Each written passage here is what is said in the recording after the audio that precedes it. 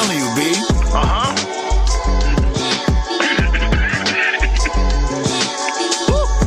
The pressure right there. Memoirs of a nigga from the BX. That's what made me, and I love it. Gotta love it. Not above it. Yup, I love it. Had to do it my way, gotta follow my way. Memoirs of a nigga from the BX. That's what made me, and I love it. Let me go. Not above it. Yup, I love it. Had to do it my way, gotta follow my way. Growing up in the Bronx, there was adventures. Shit get litty, especially in the summer. Barbecues popping off, satisfy the hunger. Then play space, make sure you're done up. Time to pack it up, leave the table. When I was young, shadow puppets was cable. It's no fable, times is unstable. Meal portion, the same size of a ladle. Had to go to the pantry to get the grub. Sometimes wash my clothes in the bathtub. In the blizzard, a nigga had to walk to school. It didn't matter, that's what we had to do. In ghost sound ciphers on the fucking room. Smoking hydro, made the cops come through. They be doing the most for a fucking roach. I hope they don't approach, amen toast. Memoirs of a nigga from the BX. That's what made me, and I love it. Gotta love it. Not above it. Yup, I love it. Had to do it my way, gotta follow my way. Memoirs of a nigga from the BX. That's what made me, and I love it. Let me go. Not above it. Yup, I love it. Had to do it my way, gotta follow my way. A nigga got locked cause the spot got raided. They pissed, they got no information. Let us go, your time just got wasted. When they looking mad, you know that's my favorite. Trade dogs roaming, corner stores open. Let me get a bacon, egg, and cheese that's toasted. I'm posted, waiting for the fucking bus. Just to go to a job that's fucking tough. What's this on my check? That's not enough. Let me get a meat cleaver, run amok. Turn savage, far from the average. These bills I'm having with steak and vanish. I thought I'd play for the New York Knicks. It didn't happen, then I figured life's a bitch. In the projects, bitches used to suck my dick. In the staircase, and this stank like piss. That ass though.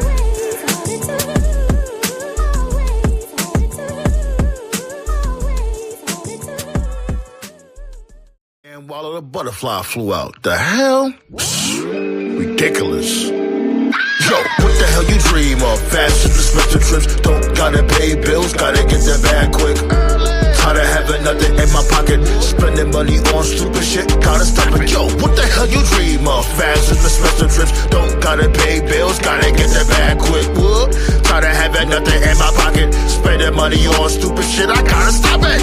Woke up broke as fuck, thinking about the money bags, wanna get the fast money on the daily task. Nothing in the fridge, so I'm thinking about the money heist. You get left, cause my pockets ain't looking right. Looking in my fridge, baking soda and a broke light. Just hold tight, the plan will mold right. Got that cable applied on rich neighbors. Might as well pray to Yahweh to save you. Rub it on my belly, I'm hungry and ready. Fast for the cash like Michael Andretti. No matter what, I chase those bucks. My car don't got money, credit smudge. Jobs always bother me, gotta win the lottery. When I leave the country, please don't bother me. Hard time, my pride's in the archives. Been in poverty for a long time. Yo, what the hell you dream of? Fast and expensive trips, don't gotta pay bills, gotta get the bag quick. Tired of having nothing in my pocket, spending money on stupid shit, gotta stop it. Yo, what the hell you dream of? Fast and expensive trips, don't gotta pay bills, gotta get the bag quick. Whoop. Tired of having nothing in my pocket, spending money on stupid shit, I gotta stop it. Dollar per word, my learning curve. Fuck off, you lame birds, my trap is absurd. Pocket watcher got you plotting on the opposition. The only thing holding you back is prison. Getting fired from job, time is running out. Gotta pay the light bill, Con Ed bugging out. It's imperative, that's how I gotta live. I'm broke, don't even ask for a cig. Gotta borrow money to pay what I owe. Hurricane Sandy gave us a blow. After that, COVID swallowed the world whole. Couldn't go nowhere, stay in your home. Every day I paper chase, you know what I ate. For breakfast, success on my dinner plate. When I gotta raise, here comes inflation. Fucking hate it, I'm losing my patience.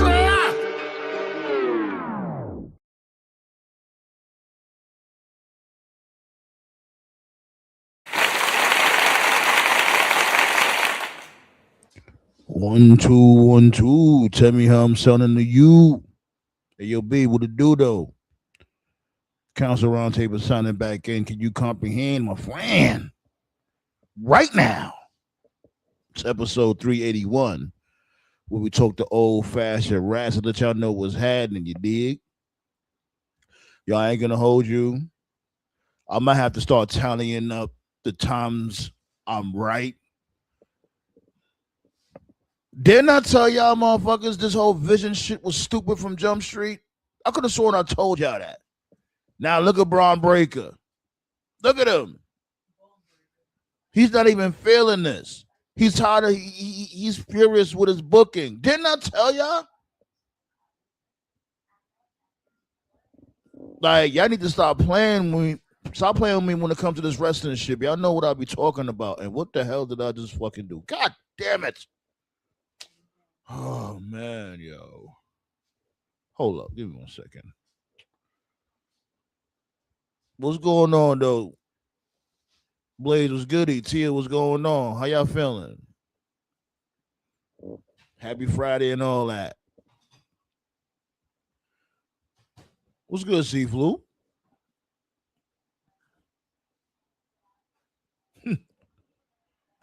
I don't know what I did. Y'all gotta give me a second. God damn it. What the fuck? Hey. 1 second, y'all.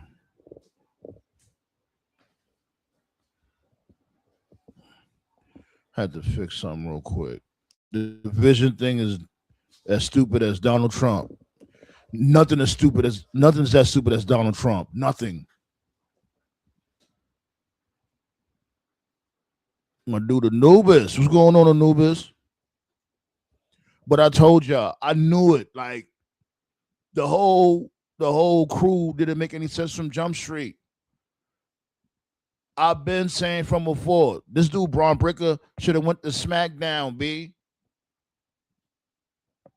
Bron Breakker would have probably been WWE champion by now. He probably would have lost it, but he definitely would have probably been champion.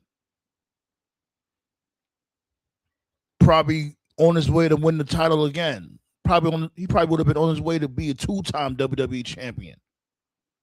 But no, he's stuck in this damn stupid ass vision. And poof, Maxine Dupree is the leader. How is Maxine Dupree the leader of the vision? How?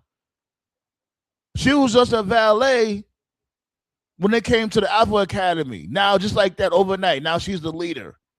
That's basically the rumor going around like, oh, Paul Heyman anointed her the leader of the vision. Oh, man, WWE is stupid. Yeah.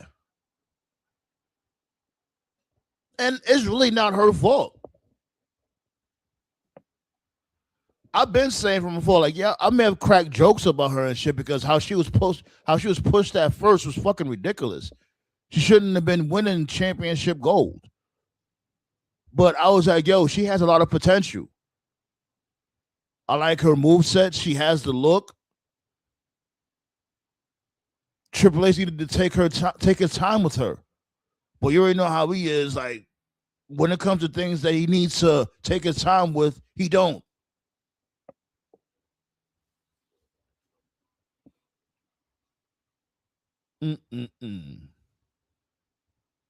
Oh, man.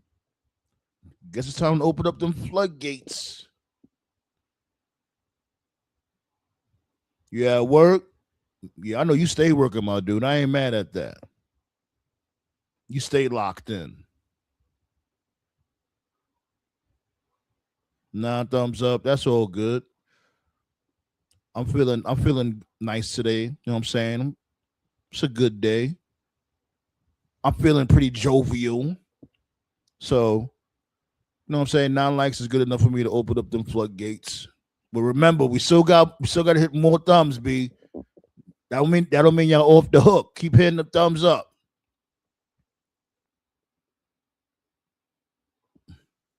Pow! Right there.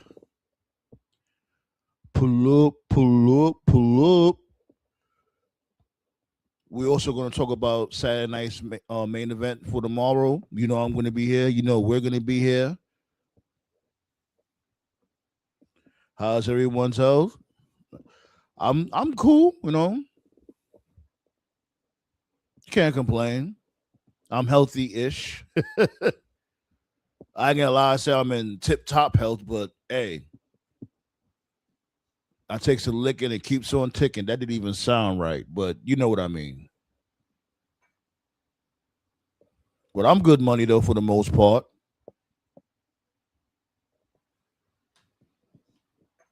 That's what I'm talking about. We hit that damn quota. Open up them floodgates, and we still hit the quota afterwards. That's why I fucks with y'all. Be word up. Oh, Black Saw making an appearance over here. My bad for being, tardy to the party, but hey, we here. We're gonna talk about it. Got my guy Black Saw over here tapping in, tapping in.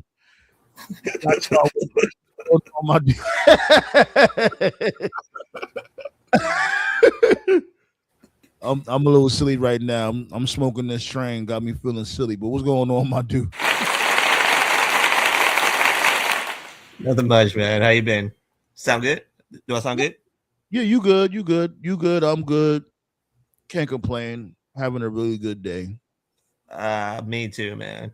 Yeah, that's good. It is. I don't know.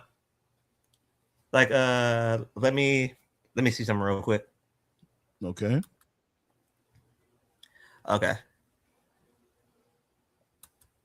So we're talking about Saturday night main event tonight, or yeah. Where you want to start? Saturday night's main event. Bron Breakker being mad at his booking. Where you want to start off with? Well, I mean, like Bron Breakker deserves to be mad. He's been fucked over many times so far this year. Right. Two people deserve to be mad this year, and that's the buff chick. I forgot her name.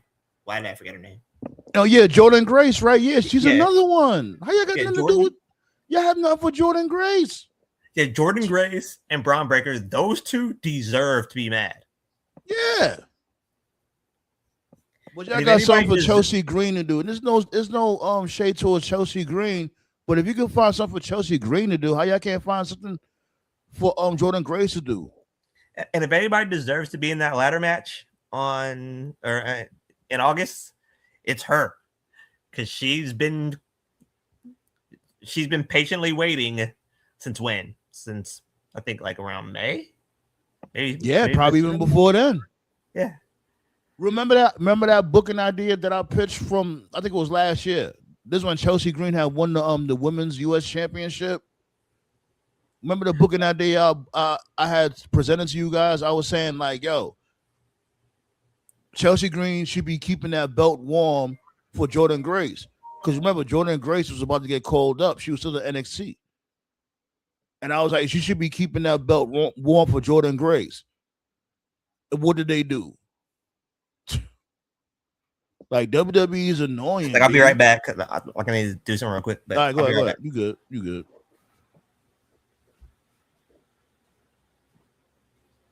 Let Black Saw take care of what he got to take care of. In the meantime, got my dude TKO in the building. TKO, what it do, though? Yo, what's happening? All right, I can't complain, B. You know what I'm saying? Oh, man. In the world of pro wrestling, what are we doing here? Oh, I got you with your round of applause. My bad, my dude. Yeah, I appreciate that. But what are we doing here? Well, we got the titles. Matter of fact, let's start with the Bron Breakker shit, since this dude Black Star started off with that. What's your thoughts about this dude Bron Breakker being pissed about his booking? I mean, I don't see why he wouldn't be. I mean, look at how he started. A lot of people forget when he was on NXT, he came up with a lot of potential talents. Here are the people that he came up with. He came up with Carmelo Hayes, Lyra Valkyria, Tiffany Stratton. I think Among Oba on the back end. Oba on the back, but that was later. But he came up with also Solo Sikoa too. And a lot of people forget that. He was there when Solo was there. Yeah, he was. Yep.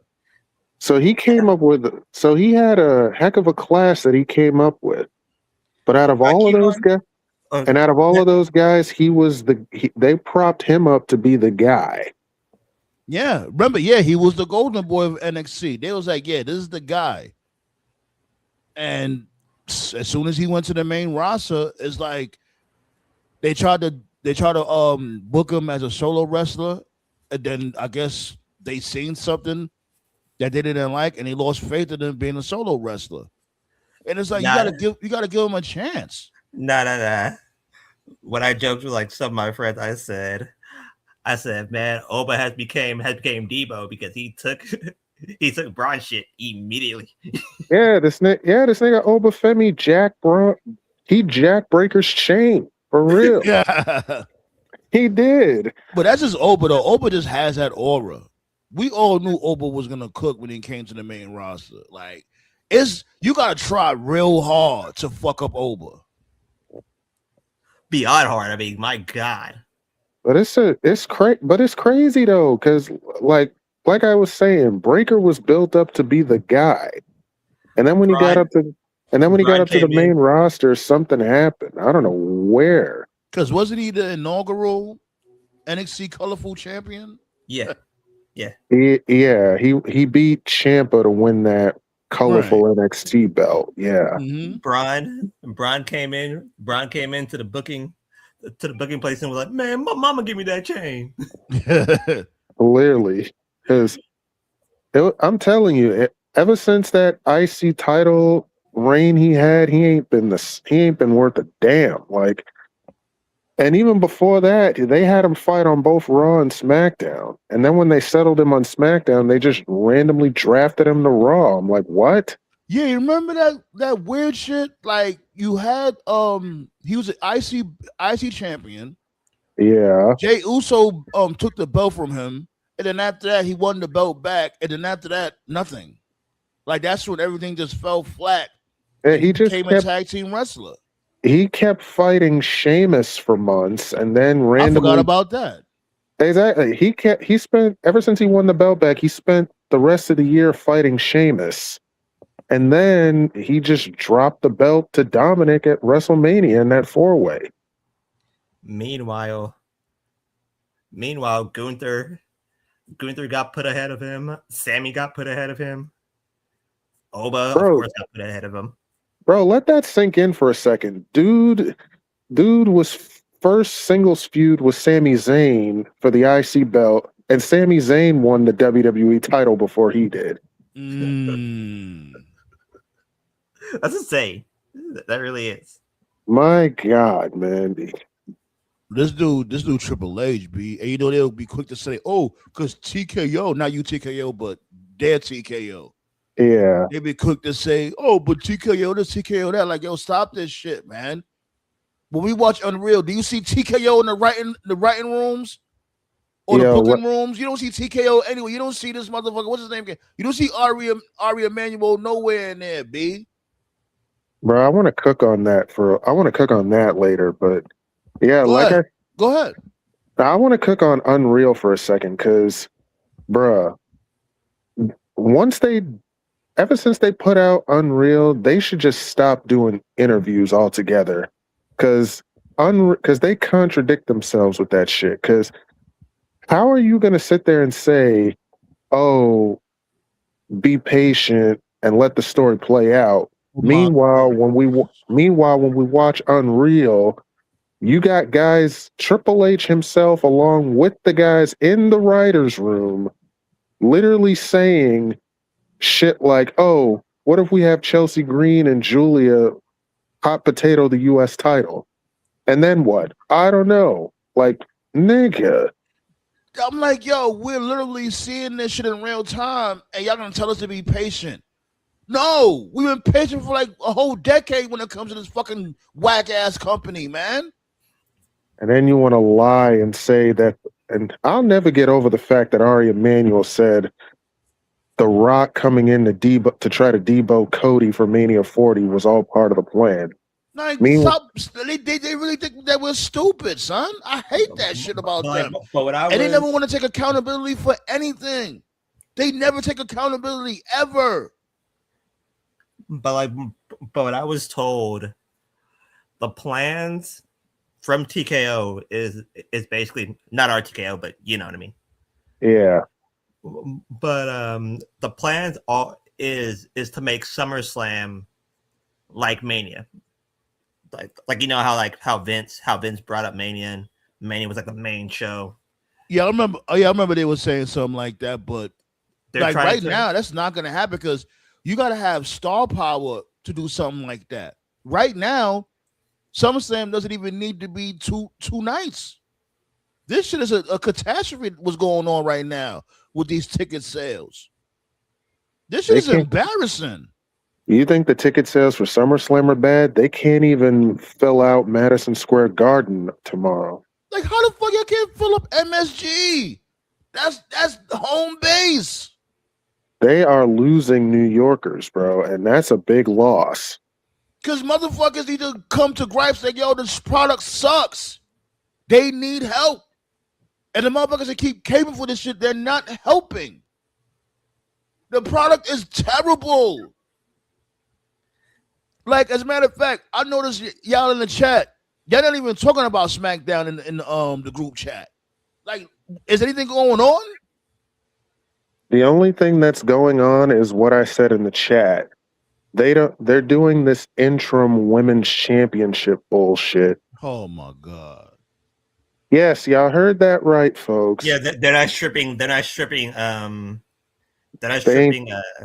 They not stripping Rhea. They not stripping Rhea Ripley of the damn belt. That's just so fucking retarded. Take the belt off of her, yo. Now y'all stealing from AEW. That's where y'all stealing from AEW. At least AEW slowed down with that shit. They not taking the belt off of Rhea at all. This is their first interim title, though. I guess, but even like they're not overdoing it like the way that the AEW did it. I mean, I guess, but even still, man, if you're injured, it sucks absolutely. But I'm saying that like this is their first time, them doing it. But they don't have to do this. Just take the belt off, shorty. No, you're right. And like I said from before, Jay shouldn't have lost in the first place. Remember, Rhea Ripley was going through problems before the match. Remember, she was going through problems like when it comes to I guess of her bulimia and stuff like that. You remember that shit? It's like, yo, they should have been booked her to lose at Mania and have her just go away for a little while and get herself situated when it comes to that, her bulimia. Or at but least no, they wanted her to win. Like that shit didn't make no sense. Her beating Jay Corgan. Remember, I just gave Jay Corgan a stable. You put me and Yemen B-Fab with her. Why would you have her with a stable just for her to lose and look like a bum? It's retarded booking. Or at least if you were going to have Rhea win at Mania, you could have gave the belt back to Jade in the rematch at Clash. Now that it way, looks like because that's when she got injured. Now it looks like they're gonna trash the Charlotte Jade match and then just put her in the 6-pack or the ladder. Hell nah, Blaze. I feel you. I'm not paying because I used to pay. I had Hulu Plus, and Hulu Plus is a little pricey. You know what I mean? I watch other shows on there, but you know what I'm saying? I'm not for that. And SmackDown, I watch like 2-3 shows and SmackDown on Hulu Plus. I'm not paying no what was it like $50, $60 for Hulu Plus? I'm not playing on that shit for no fucking SmackDown. They don't even deserve negative $50. The fuck? Like that's the shit is ass. And you got these champions, the fucking champion. You got these motherfuckers, the main event of SummerSlam for the WWE Championship. Punk and Rhodes. Oh, I respect you. Oh, I respect you too. Oh, I love you so much. Well, I love you so much. Let's hug. That's supposed to be one of the rip each other throat out. But basically, to not necessarily. Well, yeah, Saturday night main event is basically going to be the tag match, and if Gunther and Sammy win, they're added into the title match. You know that's gonna happen. I would say that from before. It's gonna be a fatal 4-way. It's gonna be a fatal 4-way at SummerSlam. A 4-way between those guys. Because they need the juice. I'm not gonna because Cody and Punk, nobody cares about that. You see when he announced this shit last week, the crowd didn't go crazy. They was like, yeah, whatever. Let's get on with it. They don't care about these motherfuckers. Then Cody basically came back and said like, yo, you think when you slam the door on my face, you think I was gonna be sweet about this? You know, as soon as I saw you, I'm gonna whoop your ass on sight. I was like, what the fuck? At least Cody Rhodes wasn't a bitch tonight. Like the minute they announced he was fighting Gunther tonight, he just jumped him immediately during his entrance. Like then I was thinking, I was like, where did this come from? Like, what the fuck is this? Must have heard us complaining about lame baby faces. That's what happened. Oh God, they're all lame. They really are, Wolfpack, what's going on? Oh, there's a reason why there's a reason why heels are getting cheered more than baby faces. Like, which that part is amazing. Jacob is probably the biggest heel in the company, and you're cheering that motherfucker. Yeah, because the ecosystem is so fucking all over the damn place. You got faces versus faces, heels versus heels. The crowd is confused. They don't know what to do. They literally had Jade Cargill versus Nia Jax tonight. Wait, what? Like, y'all got two heels going up against each other. Triple H, oh my God. This is the thing, right? There's a reason why I be like, my spazzing is legitimate. Because I do want the product to get better, for fuck's sake. But it's like, yo, when you see the bullshit in real time, when you can easily fix, it drives you up a fucking wall. It's like, come on, man. Are you really like either you're that dumb or you just don't care? I stopped putting logic in everything. Like, and that's the thing too. We all know Triple H could book some shit. They'd be like, okay, I like that. We all seen it numerous times. I mean, that's what makes it even more frustrating because it's like, yo, you know how to book something, my dude. Why you consistently do bullshit, and then when one of the big four gets close, that's when you want to be like, okay, now it's time to scramble and panic and try to make things make sense. It's too late by that time. Can't stand that motherfucker. And now the rumor. It's not even like a rumor anymore. Well, basically, yeah, it's still a rumor that to expect a ton of returns and a ton of surprises. That's so vague. That is so vague. Of course, it's going to be surprises and returns. Like you will see Enzo and Kaz, they pulling up, which they should have been pulling up tomorrow. That's after SummerSlam. They should have been pulling up tomorrow. Yeah, true. Like that was so dumb. That's another dumb booking decision. You mean to tell me you couldn't get Kaz and Enzo for tomorrow for MSG? Come on, son.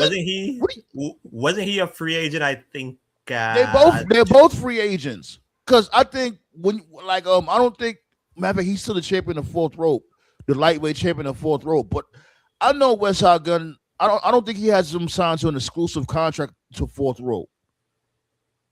He probably does. I don't know. I gotta think about that's probably like a very quick turnaround there. Like I gotta think about that shit because Because if he's in WWE, if Enzo comes to WWE, he can't be in fourth rope anymore. We all know that. These motherfuckers, they want everything. So that's probably what it is. That's probably why they wasn't able to pull up. Yeah, like it's too quick of a turnaround.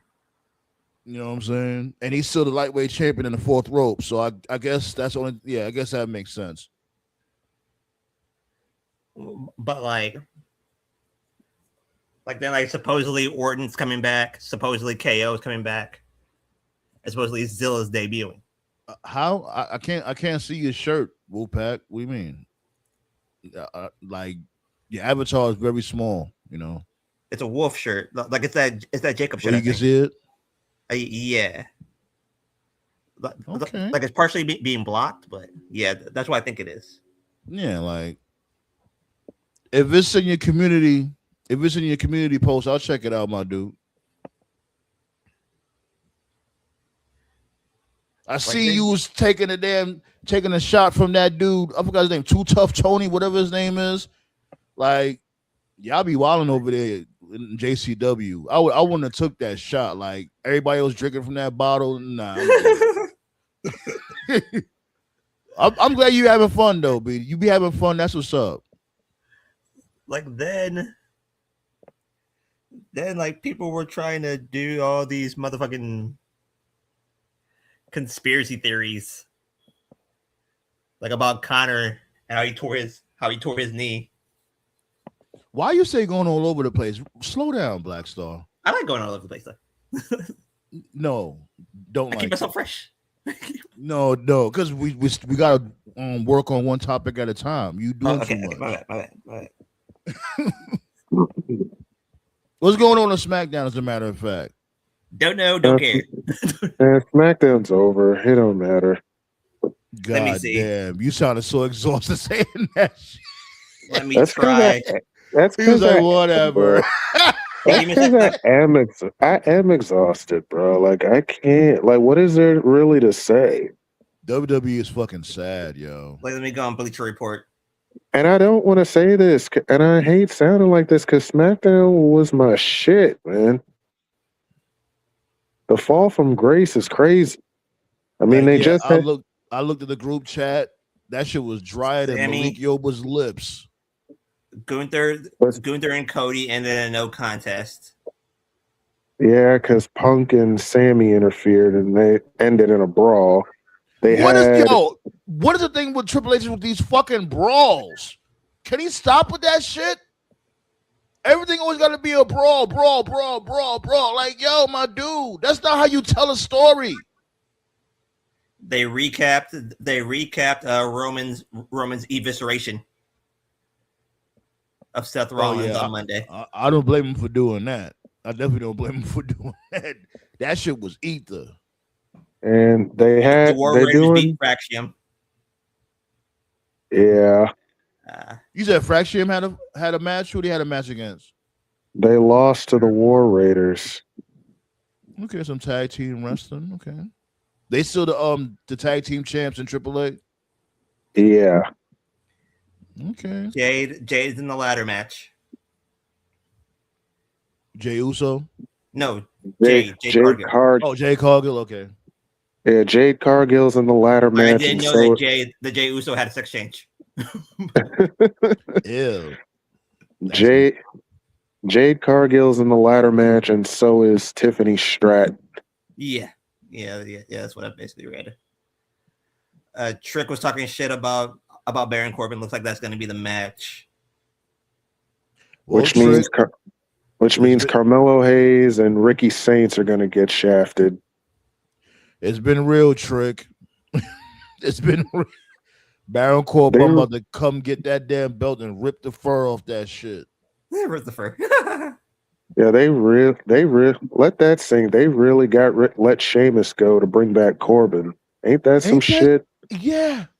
Yeah, that's it. That's all. I guess TKO made that decision too, huh? Fuck out of here. Even though Corbin is a Vince McMahon guy. A massive Vince guy. They're like, yo, see? That's what I'm saying. Yo, TKO interfered and said, bring Baron Corbin in. TKO don't even know. Triple H just TKO don't even know who's Baron. Like all TKO does. All TKO does is that's R.E. Emanuel's name on the check. That's it. That's really it. And that's what motherfuckers keep saying on my dude. They keep saying every time something stupid happens. Oh, TKO just need to let Triple H cook. TKO keeps stopping Triple H from cooking. Give me a break. All they do is sign the paychecks. They don't do shit. Do they interfere? Do they interfere at times? Yeah, they do. But for the most part, all they do is that's their name on the check. That's it. But like I keep saying, the only time they interfere is when one of the big fours coming up and ticket sales are low, and that's Triple H's fault. You can even Google this shit. You can even Google them, and they tell you like, "Yo, Triple H is in charge of weekly proceedings when it comes to the television show. It's all on him." Know what they need just for the fuck of it? They need Cornette to come back and then do his weekly rant again. Like the dude is fucking terrible, and he's a fucking snake. And I heard Triple H vouched for them to get rid of Sheamus. He vouched for that shit. Really? Yes. Huh. Fuck him. Why would he vouch to get rid of Sheamus? So you can get more money? Don't you notice ever since they got rid of all the motherfuckers that didn't want to take the pay cut, he got more money? Like isn't Sheamus constantly hurt though?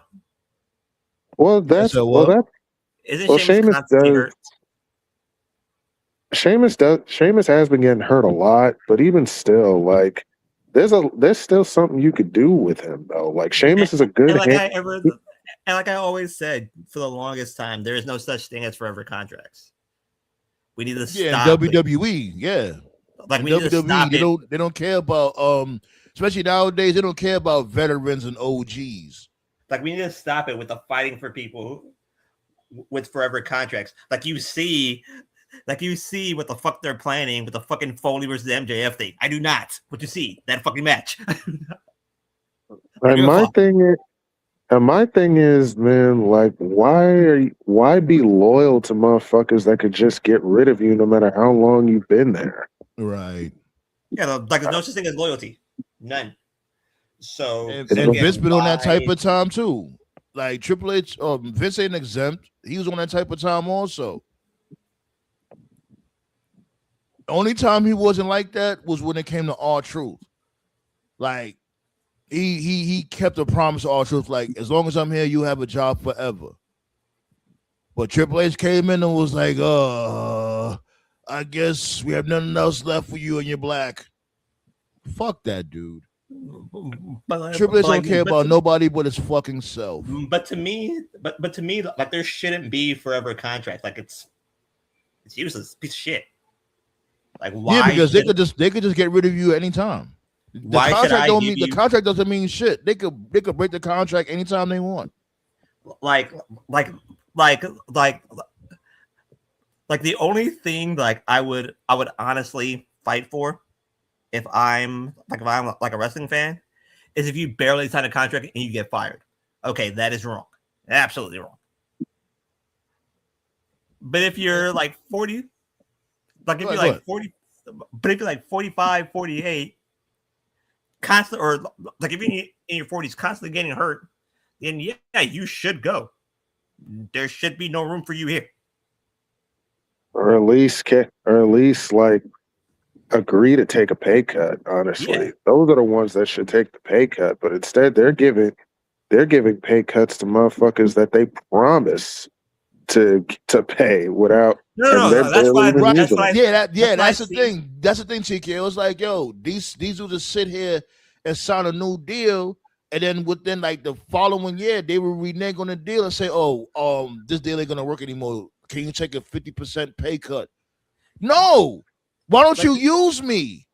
Like, yeah, you're not even using me. Like you're not getting back your you're not getting back a return because I'm not being used. Like that's why I say like that's wrong. Like with New Day. Like New Day, like they're taking 60% of the deal. It's like the fuck? No. Yeah, I would say yes to that. They can play the New Day. They booked these dudes horribly after they got rid of Big E. They like that shit was so intentional. It's like they sabotaged them on purpose. Bro, like even they if had, they oh even if they man, do take a And pay I'm not cut, even a New Day fan. But Like, even right if is they right do and wrong take- is wrong. like even if they do take a pay cut, like a 10, 5%, like, okay, you're not using me enough. Okay, 5% cut. No, that's not that Right. bad. Half. They said, But they- nah, we want half, motherfucker. And then But that's 50? the criminal shit that they did. As soon as they did all this shit, next thing you know, Triple H and Nick Khan, they got raises. Ari Emanuel gave them raises. I'm like, yo, what? But Y'all 50, gave- and it's your fault for the 50? No. bro, that's insane though, man. You do one of the greatest swerves with the New Day, and you don't follow up on it. Like, think about it. Like we all thought that the New Day was either gonna break up but instead they both turned heel and kicked Big E out, and you don't follow up on this. Remember, like TKO, that whole Raw was good. From beginning to end, that whole Raw was good. That was like the best Raw Triple H ever did. Like honestly, like if it was like 5 to 10, okay. I understand that. They're not using us enough. Okay, then take back 5 to 10. Everybody would understand that. Yeah, of course. Even you guys will understand. I'll even say 10. Yeah. Like, skim a little something up the top. I get it. But 50? Come on, B. And let this sink, bro. The New Day booking after that turn is wild. Like, It's soon insane as- how they was booking them. They had them losing to LWO. And remember, that shit led to nothing with the LWO. They LWO lost to beating the these L- dudes for nothing. they lost to the LWO, and then they were off of television. They didn't even wrestle for like a good almost 2 months. Yeah, like a month and a half. And like The point of their Cool them down. But hold on, remember, we got Ballet with the Blick in the building. but remember why? Remember the point of their heel turn. The point of their heel turn was the fact that they kept losing. And then you turn them heel, and then they're still losing again. What the fuck sense does that make? and now, like they're getting creative pushes by AEW. Like they're sending them their ideas. They're giving ideas to them back, stuff like that. Yeah. And again, we have to wait and see. But the sad part about it is that it's going to be August, and death is coming. The second that calendar turns to August, because football season's here, and no one's going to give a shit. Every single casual is going to be gone by the time August 3rd comes around. Now, if the New Day pull up to fight the Bucks in AEW, people's gonna care about that. Start a college football season?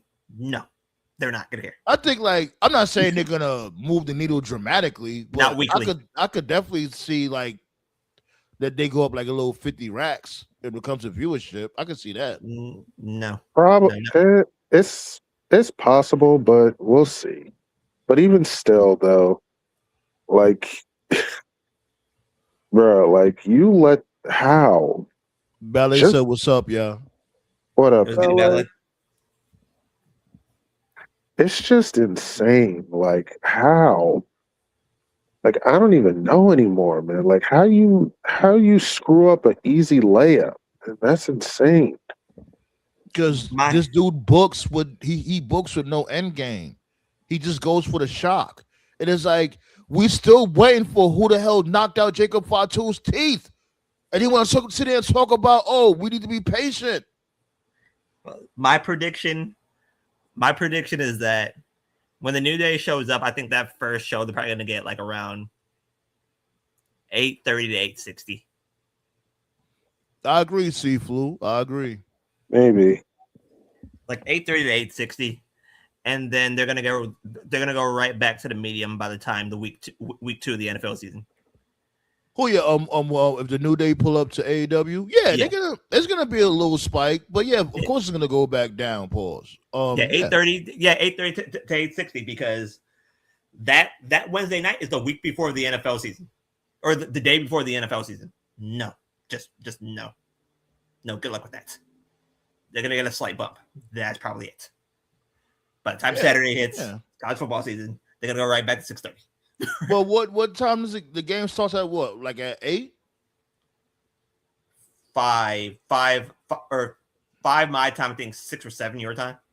Yeah, and Dynamite comes on. Yeah, Dynamite comes on at the same time. Jesus.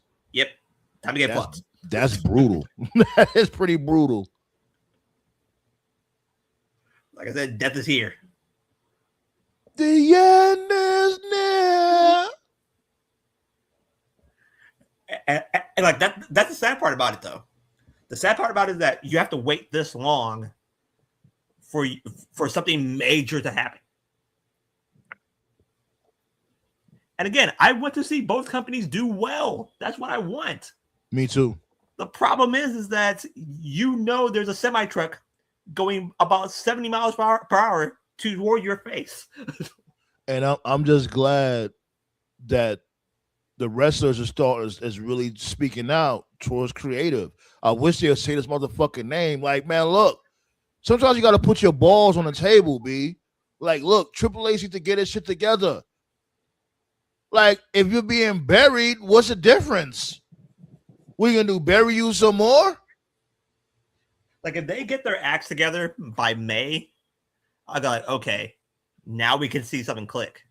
And then Triple H should never get his shit together, but he just doesn't. I don't think he really cares. Like, then you get the crescendo by August. Like, that's when you see wrestling being good again. Not even being great. I just want them to be good. That's all I'm looking for now. It's like you see the potential. Like, WWE has a shitload of potential. It really does. They're just lazy and they don't care.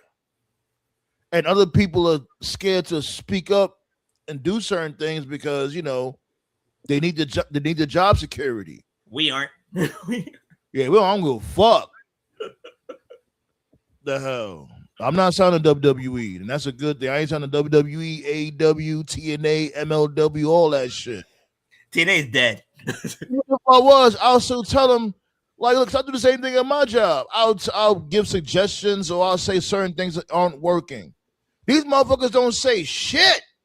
I ain't gonna lie. If I was signed to WWE, I'd probably be arguing with motherfuckers every week. Because it'll drive you crazy. It's like, yo, what are y'all doing? Like, they will have something special, and then the very next week they'll fuck it up. Like, according to like what I was getting is that Bron is saying his pitches to creative almost on a weekly basis. Yeah, I heard about that too. Yep. He's coming to them with ideas, like basically trying to phase them away slowly but surely away from the vision. But Triple H ain't hearing it. He's not trying to, because Triple H is scared of, like, you know what it is with this dude, Triple H? He's scared of change. He preaches about change so much, but he's scared of it. He still want to suck on this dude, Vince McMahon's teat. And like basically, like what I was getting was that like the vision is basically done. The vision was done from the word go, dude. I think what they're waiting for is for Logan to be healthy again. Man, even it's not going to be for a while. Bro, even God didn't want this faction to work, okay? Like, let's not. They're not going to be for a while. He was smiting these motherfuckers left and right. He tore his bicep, so yeah, he's basically done for the rest of this year. And speaking of the vision, if we really gonna be real, how many leaders did they rotate in this group? Like, it started with Seth, then it was then Paul Heyman became a leader, and then it was Bron. It was Bron Breakker, then Paul Heyman. Bron didn't feel like no damn leader. The minute the fuck is you saying? Like, the minute they fucking brought in Logan Paul, motherfuckers was listening to him. You know your faction is dead when Austin Theory became the leader all of a sudden. Nah, he's not even the leader. It's Maxine. She's the leader. Didn't Paul Heyman anoint her the leader? Paul Heyman said, now that you got her, what do you need a wise man for? I'm like, the fuck? Literally, just made her the leader, just like that. Bro, Poof. That's like you're that's like putting Miss Elizabeth, the leader of NWO, out of nowhere. man. Listen, What it how should be, and like I've been saying this privately, what it should be is that, since Brock's basically going to be gone, you turn you turn Bron into the new Heyman guy, and just have him just roll with him. bro. You probably need to do 90%. You probably need to do 90% of the talking until he can talk for himself. But still, Bro, Austin Theory. Austin Theory and Maxine Dupree are the most interesting parts of the vision. Yeah. Let that sink in. That's sad. Yeah. Austin fucking Theory and Maxine Dupree. A person who Roman consistently still murders on a weekly basis. But we talk, speaking of Austin Theory, we talk about Bron Breaker's booking being shit. Austin Theory's booking has been shit since he won Money in the Bank. If you really think about it, look at how people say he was booked better under Vince McMahon. Was he really? He cashed in. He cashed in on the U.S. champion because he knew everybody with a brain knew that he wasn't going to beat Roman. Bro, listen to this for a second. Think about how ridiculous his booking was for a second. Like, he cashed in on a mid-card title and lost. That's not the bad. And he says the following week he cashed in on that title because, and this is Austin Theory's own words, he said, I did it because I knew I probably wasn't going to beat Roman. His words. And then fast forward, after he failed to cash in, he declared himself for the Royal Rumble because he said, again, direct quote from him, I want to earn my shot against Roman Reigns. No, his bullshit needs a deep dive. Let's start off with him doing selfies for Vince. Then Vince gave him a golden egg. I don't know what the fuck for. Then he was Vince's guy. Let's just think about this for a couple of seconds here. He was Vince's guy. While meanwhile, Bron was in NXT, right? Okay. Bron was in NXT. Trick was Melo's manager. And Oba was doing shot puts in college. So again, let's just paint a picture here. I think Bronson was in Australia, right? Because he didn't arrive yet. Roman was the big dog. I think that's it, right? Did I get everybody? Yeah. Okay. Got my dude Toph in the building.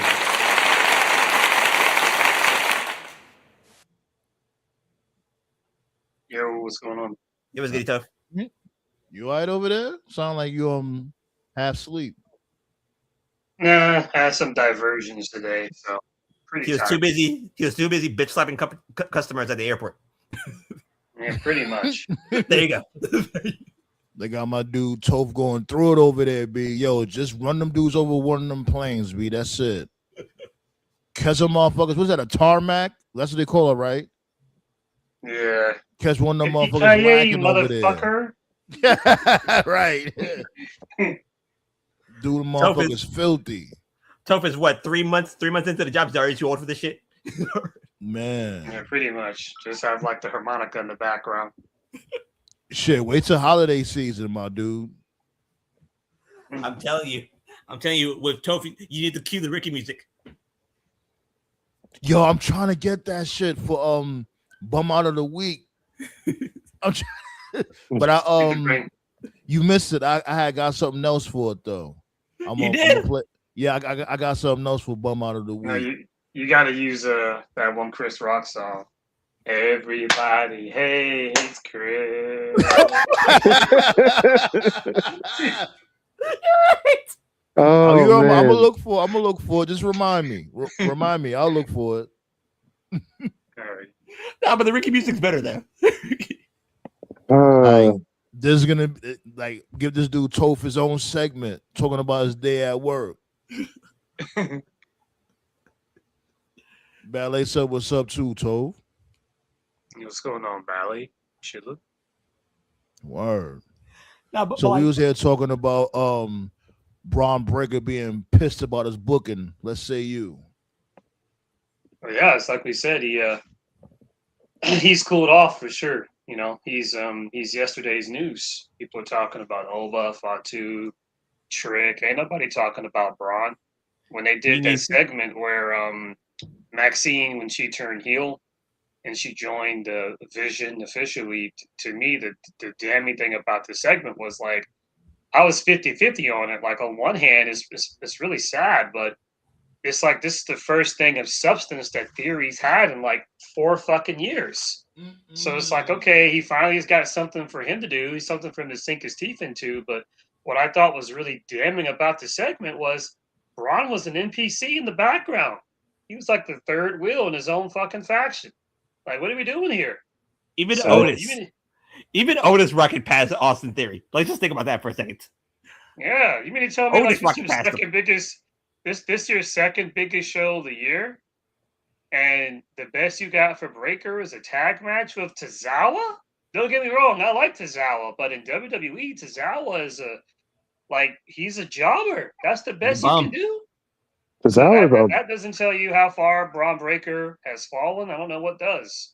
Triple H has just totally dropped. And I've said this from the beginning, from day one. Triple H has been booking Braun like ass from day one. I still say, why? Yeah, you did say that. Beat him? Why did Sammy beat him for the Intercontinental title just for Braun to beat him the next month? What was the fucking point of that? Well, that's who it was.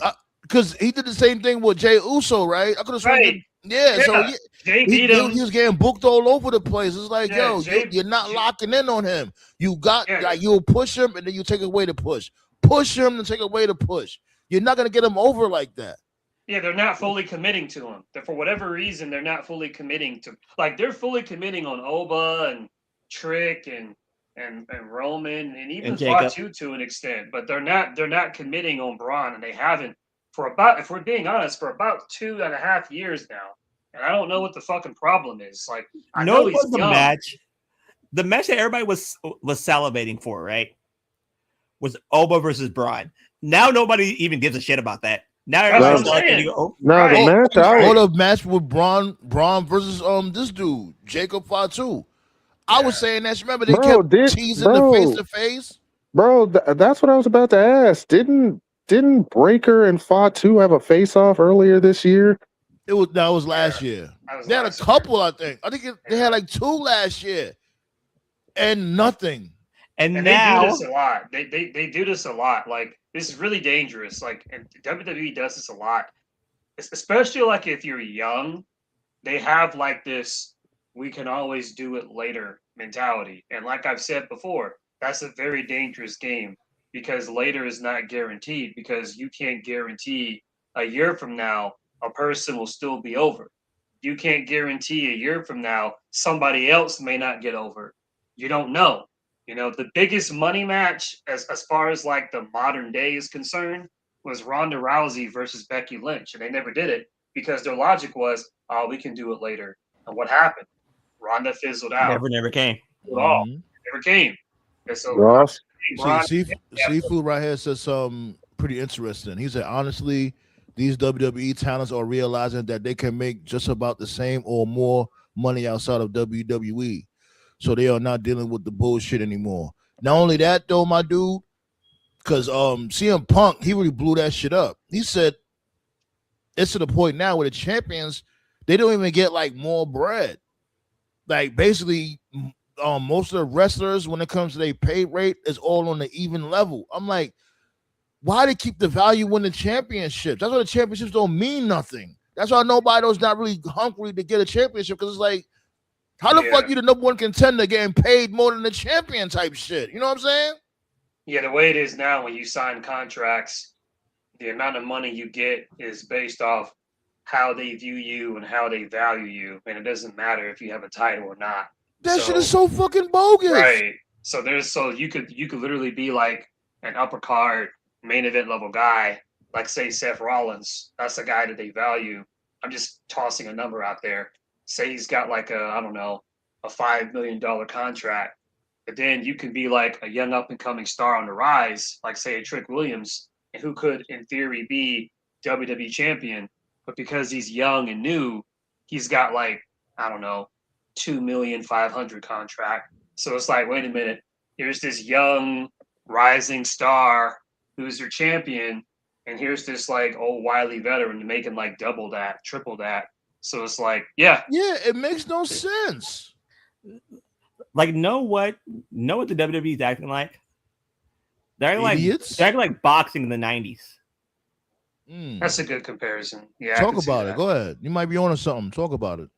Okay, like remember when Roy Jones was annihilating motherfuckers? Of course. And there was something that he said.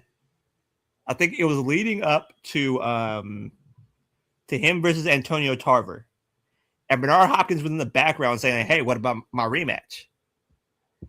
And Roy Jones said like, "Yeah, I'll give you your rematch as soon as I'm done whooping Antonio Tarver's ass."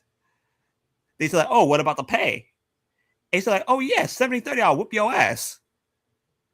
And Bernard looked at him like, "The fuck is wrong with you? You know I'm better than you, right? You know I've been the middleweight champion for the past 12 years. Roy just turned around and said, "I don't give a shit. I'm the bigger name. 70-30, take it or leave it." Wow. And remember, TKO, my bad. Go ahead, my dude. Go ahead.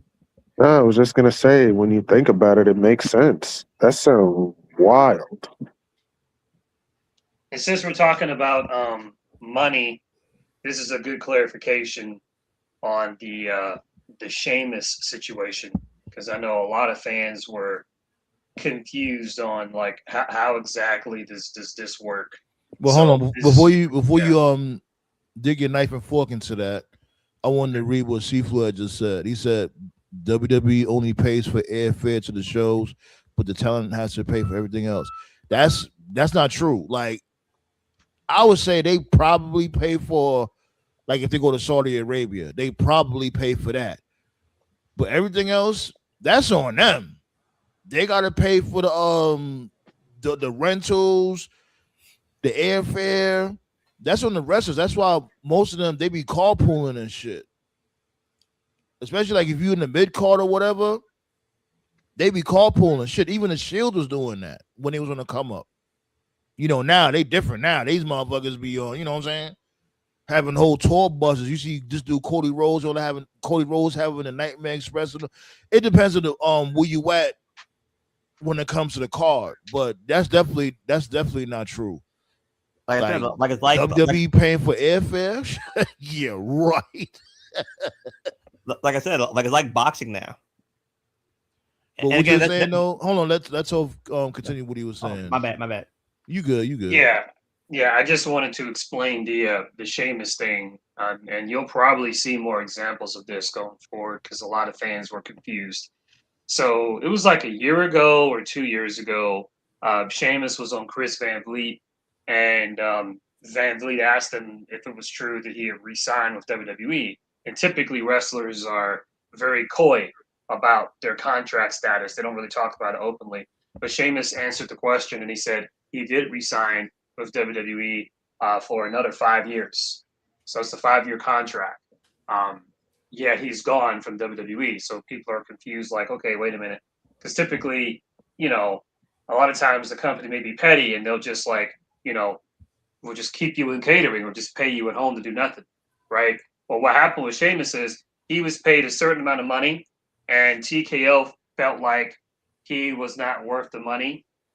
And it goes both ways, you know. Sheamus feels like he's worth this. TKO's like, hey, we're not really using you like that. You've gotten hurt a couple of times. So basically how it works is if you sign a contract, and I'm just throwing a number here, I'm not saying this is the exact number Sheamus made. If you sign a contract that says, all right, I'm going to sign for 5 years for $3.5 million. Right. Okay. That's the contract. You signed a contract to be with this company for $3.5 million. Well, TKO, they came up to Sheamus and said, hey, we want to cut your pay. So let's just say they said, hey, how about we pay you 1.2 million, 1.3 million? And then Sheamus is like, thanks, but no thanks. Well, if the company is not willing to compromise, then they're just like, well, listen, man, we don't really feel like paying you that, so we're going to go ahead and release you. How does that work? Sheamus is free of charge because the contract that he signed is now null and void because he's no longer being paid the amount of money that he signed for. So now that Sheamus is gone, there is no 90-day clause or anything like that. So essentially, he can show up wherever now. Yeah, because he just waited out he's waiting out his contract. He didn't resign. So yeah, I know what you mean. Basically, it's not like they released him. Because if they released him, then he had to do the 3 months. Yeah, so I just wanted to explain that to any fans. Because typically when you have a release, they're just fired or they just chose not to renew and that's it. So this is a very different type of, it's not even really a release. It's really more of a, both parties just decided to just go their own way, essentially. So, but you'll be seeing more of this. You'll be seeing more of this. You'll be seeing more wrestlers asked to take a pay cut. What I'm waiting for the Miz to get cut. Not that I want anyone to lose their job, but I think the Miz being cut is what it would take to, because there's still some diehards out there that believe WWE lifers are still a thing at this point. It's like, no, they're not. Yeah, the Miz deserves better, B. The Miz definitely shocked. deserves I ain't better. gonna lie. I'm shocked the Miz has survived this long. No shade, but you know what? Because the Miz is genuinely entertaining, and he is entertaining. You know what I mean? People actually like to see the Miz do goofy shit, but us diehards, we know the Miz is he's better than this. Well, the Miz can still be entertaining and still be a worthy player. You know what I'm saying? I would love to see if Miz does get fired. I would love to see who they force to do that goofy shit he does. No. Here's my part though. Tony Khan hasn't paid attention to him yet. Like, wait a minute, have fight your ass. I think if when this dude finally hangs it up or whatever, this dude Miz, he'll be great as an announcer or shit. Remember, he was an announcer for SmackDown. Remember, he was a host of SmackDown. Remember? Oh God, don't remind me. He wasn't bad. He was good. He sucked. Yeah. How did he suck? How? He wrote the number to the hotline on his fucking hand. How was that good? I don't remember him doing that. What? He did that. He had motherfuckers pumped. He's talking about. Remember the hoorah? He's talking about the beginning of the year. It is beginner years. All I know is I saw Miz on Sports Center once. This is like 5 or 6 years ago. I don't even know why he was there, but he was there. He was sitting with Shaq and Barkley. And I thought he held him. Yeah, you're probably right. But I remember seeing Shaq. I remember seeing Barkley, and Miz was there. And I thought he held himself together pretty well. He was energetic and stuff. So I think Sandman's onto something. I think he's very energetic. He does bring life. Yes, he's very, very good. Like, don't get me wrong. You just said he was whack. What are you talking about? No. What I meant by he is whack, I meant by him being like you're saying like a hype man, right? Like a hype man. He was the host of SmackDown. Yeah. Like he starts off the show. Right. He get the crowd hype. Yes. To me, again, he would be good as a studio host. Just keep him there. He'd be perfect at that. Studio host? What is that? Yeah. What do you mean? Like remember the like if he's like in like AEW, right? Like the pre-show. Yeah. Are you talking about on a panel, like with the press conference panel? Panel, yeah. You trying to have him do the talking smack promo again? You remember? Exactly. That's where he'll be good at. Tyler, be what's great at going that. on, my dude? How you feeling? For him, That was to be- goated. Like, I wish I could play that shit right now. Matter of fact, I'm gonna look for that shit. Like that, the Miz cooked on that fucking talking smack promo. But let me just finish rolling up this blunt real quick. Excuse me. For him, Smoke weed every day. hey, smoke weed every day. No, but he'll be perfect as like a studio host type of guy, like him and what's that guy's name?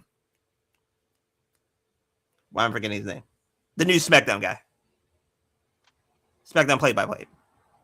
Play-by-play. Oh, I don't know. Yeah, exactly. Hold on for a second. Let me just. You talking about this dude? Is The it, guy that's is it Sandman, Graves or the- Barrett? That's the thing. I don't even know who the fuck is the heel Barrett is. announcer and who's a play-by-play. Like who's Barrett. you know what I'm saying? Barrett's Is the Barrett- They heel. don't. That's Barrett, he is good. Barrett is good, but it's like you still don't know because he roots for both. He roots That's for a the modern day- faces and the heels. That's a modern day issue. You can't really be a heel commentator anymore because people get offended. So yeah. Yeah, the People only one who are- does that, no lie. who does that is Corey Graves. Joe Tessitore, that's his name. Oh, But motherfuckers, ever since motherfuckers been getting offended by commentary since Corey Graves, that's it. That's on him. Yeah. You want to talk about The a best- 50? You want to talk about a 50% pay cut? They need to give Tessitore a 75% pay cut. The best you're gonna get heel wise today. It's Graves. That's it. No. I'm saying the best you can get heel wise is on Collision, Shivani and Nigel. Nigel plays a decent heel. And Shivani plays off of him. I don't like Shivani. Shit. No, I'm talking about Nigel, like how Nigel and Tony play off each other. No, Nigel is really good. I like WWE Nigel. made a major mistake letting Nigel go, because Nigel was very, very good in NXT, very good. Well, it's because the NXT UK shit didn't work out. Speaking of, yo, Paul, what happened to NXT Europe? What happened? What happened? Oh no! What happened? What happened, Paul? He's broken in half. He's broken in half. He's He's dead. dead. Right? You heard what AJ said? AJ said they need to WWE needs a headquarters, and I think it was For the love of God, no. Was it Japan? I think it was. Yeah, Yeah, they need to buy. They need to buy all Japan. Basically, what he said. You can tell the check is clearing. AJ's lost his damn mind talking about. They would. Yeah.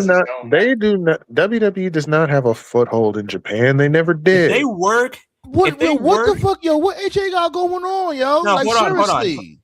The If they check work, that's what's going on. if they work all Japan like they work AAA, then it might work. They don't have a foothold in Japan. That's what I'm saying. No. W- Yeah, that's the Right. problem. But I mean, like, if they get a foothold in Japan, and if they buy That's all what Japan, all this is. That's if they what all work this it- is. Don't forget, And they man. booked their wrestlers horribly. Like, let's really be real. Like, AAA. no, I'm talking about WWE as a whole. Like, they booked their Japanese wrestlers horribly. Other than the women, of course. Like the women, they okay. But when it comes to the men, the fuck, they fucking Akira Tozawa status. No. Tozawa's a jobber. Shinsuke Nakamura is. I don't know where he went. He barely comes on TV. He's busy surfing. That's what he's doing. It's because and as a fan of New Japan and Japanese wrestling, I can tell you like why the Joshis usually work out with some exceptions here and there. It's because the Joshis are very animated. They have facial expressions. They're very marketable. Asuka, marketable. EO, marketable. Kairi, marketable. They like to dye their hair different colors and stuff like that. They're very unique. They stand out.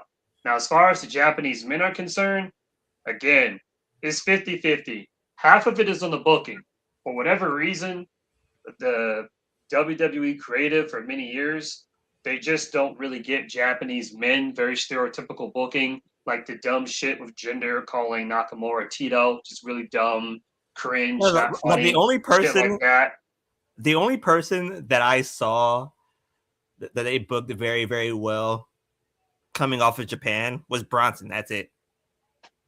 Yeah, pretty much. But as a Japan fan, I also got to be honest. It is easy to blame the booking, but a lot of the truth of the matter is a lot of these Japanese dudes, when they make the big time, not in every case, but in a lot of cases, they decide to they coast because they wrestled this stiff, strong style and shit. So when they finally get a big money contract, they go autopilot. Like I said this about Nakamura. The king of strong style Nakamura that I saw in New Japan, I've only seen that dude show up in WWE once. His first match against Sami Zayn of whatever fucking I think that was Takeover Dallas. Yeah, but Shinsuke's ball game over because like he tries that strong style stuff for people who can, I guess, is take it. Like, is that the right word? Take it. He only does that. What you see on New Japan to mostly the indie guys he worked with, like AJ, Sammy, Samoa Joe. No, but he did it to the wrong person though. He did it to Cena. Yeah, I remember. I knew he was about to say that when he caught him with that back suplex on top of his head. That was brutal. But a lot of it, like Black Star said, is they coast like that Nakamura match at WrestleMania with AJ. Like, I'm sorry, like I love AJ, I love Nakamura. That they wrestled a Sunday Night Heat match. Nah, man, I ain't gonna hold you, man. I was highly disappointed. I'm like, damn, bro. Like y'all know damn well y'all had better matches than that shit. Yo, my dude, I had my snacks ready and all that shit. I'm like, yeah. I'm like, yo, what the seriously? This is what we doing? And AJ is a weird one because, like, we all know how great AJ is, and I've said this about AJ for whatever reason, like he just couldn't bring it at Mania. Every Mania match was just not that good. It was either not good or just forgettable. Like I guarantee you. Okay, I got one match probably. Him against Jericho was actually not that bad. AJ and Jericho. That Boneyard match was good though. Yeah, the Boneyard match that was pretty decent too. Nah, but I do get what Toph saying though. If you go back and look at all of AJ's opponents at WrestleMania, none of them, you would think that all those matches would feel like a big deal, but none of them did. Yeah. Now imagine this though. I just subscribed to the WWE Network. And I got like a double bacon cheeseburger with fries. Nice. Preparing for that match. Because I knew what was happening. And my friends looked at me and those all like, hey, like, is AJ good? I was like, yeah, AJ's very good. He's like, phenomenal. Good. Like these two are the best wrestlers on the planet. Hold on. Before you continue on, was the bacon crispy? Yeah. Okay, there you go. Yeah. Oh god. And like I was sitting there and like I was more interested in eating my burger than to watch the match. And my friends looked at me and they said, like, we're never letting you suggest a match ever again. I was like, you motherfuckers. There's no defense for it. That's a shame, though. Can you imagine trying to introduce people to AJ Styles and Shinsuke and they see that match? They don't. Right. Good lord! You should have cleansed their palate with an NJPW match by them. No. There's no defense for it because I remember like the defense was because at the end of the match Nakamura went heel. So the excuse that some people were saying was like, oh, they held back because they knew the feud was going to continue. And I'm like, did you just hear what you just said? You held back at the biggest fucking show. Do you realize how ass backwards that is? That's like a team making it to the Super Bowl thinking, hey guys, we made it to the final game. Let's just fucking half-ass and play better. Because we're going to be back next year. That makes no sense. That'd be the same dudes that'll say, oh, let it play out, dude. Let it play out. No, fuck you. How about that? Then Nakamura went heel, and after he went heel, it's like, okay, well, maybe as a heel, the dynamic would be better. Like, no, all their matches were just bled. No, the dynamic got worse. Like all they Right, did, but like, this whole Check it. feud was just kicking each other in the nuts. I'm like, Jesus. Yeah, literally. Kick him in the nuts. Yeah, kick him in the nuts. I'm like, I got the fucking WrestleMania Lord. matches here. Okay. Jericho, Mania 32. Shane That was pretty McMahon, Mania 30. That was actually a good one. Him and Shane McMahon at Mania 33. That was a good one. That was okay. yeah, and pause. Hold on. That was his best match. That was his best match. Matter of fact, yeah, it was. It really was. That was his best Now that I'm match. looking at this shit. Yeah, that was his best match, and the funniest part was that was the match nobody wanted because I remember fans were pissed when they booked it. Mhm. That was one of them. Because that Yeah, was me like too. right after he lost the title to Cena, and it was like, really, that's the best you got, and it ended up like, I don't know. It's like Shane is weird. Shane is weird. It's like Shane has like this thing where he'll feud with somebody, and on paper you're just like, why? But then when the match happens, it's like That's way better than it has any right to be. And I can't think of any other talent because he's not really a full-time wrestler. I can't think of any other talent. a wrestler, period. Right, To right. me- But To me, that Yeah. shit stuck. Nah, bro. To me, the shit with Shane McMahon, that shit started with his match with Kurt Angle. or Test, or the Test shit was great. Ooh, yeah. The Kurt Angle shit was See, great. and that's one thing I always gave this dude Shane McMahon. He gave no fucks. He was willing to put his body on the line. Always Yeah. commend him for that. Nah, Stuff but with each Kane time, was great. like each time I think about Shane, I just think about that Royal Rumble when Brock Lesnar looked at him and thought like the fuck, you're not coming out before me. Fuck you. So- sit your ass back down. So we got we already spoke about Mania 33 with Nakamura. No, that was 34 as a matter of fact, right? Yeah, that was 34. Yeah. Randy Orton, that's 35. That was pretty good. Bum the Taker, of course, that was COVID Mania. That was his best one. The New Day, that's when he was tagging up with Omos. That was That was I don't know Mania why. 38. Oh, Masa Malone makes that suck. LA Knight and 40, and Logan Paul at 41. He They fought really Edge. had- He they fought really- Edge in one of them. He did? When? Yeah. He fought Oh Edge in wait, one he of them. did fight. Oh wait, he did fight Edge at Mania. Yeah, he fought Edge at 38. My bad. He fought Edge at And that was 38. the one that really surprised me because like I've never been an Edge guy, but I'll give Edge his props. When he came back, all his matches were decent. I remember that feud he had with Rollins was good. The matches he had with Roman was good. Since he's going to AEW, he hasn't embarrassed himself besides that one stupid dive he did against Malachi Black. But other than that, what I'm trying to say is that he's held his own in the ring. But I remember that Edge AJ match was boring, and it wasn't Edge. It was AJ. That was AJ. Like his pacing was off. He was blowing up like 5 minutes in. So Well, he anyway, bled. Technically, he bled. He kind of bashed his head on one of the that's high beams coming out during his entrance. So like, Yeah. AJ, listen, AJ is one of the GOATs, but what I'm really trying to say is a lot of people earlier this year were just kind of like in denial about his retirement.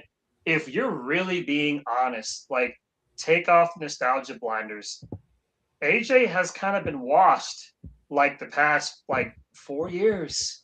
And I love the guy. I'm sorry. So it actually kind of makes sense in hindsight. As a matter of fact, he had that match on Saturday Night Main Event. Good segue, because to show Saturday Night Main Event predictions. Yeah, we're gonna get to that card. Definitely gonna get to the card. It was AJ and Dragon Lee against Leon Slater and Javon, and then AJ botched the Phenomenal Forum. He botched it, and he looked so embarrassed. So I think he knew. I think AJ knew. Like not that he can't go anymore. Not that he can't go anymore, but I think he was beginning to sense that he couldn't keep up. It's time to call it a career.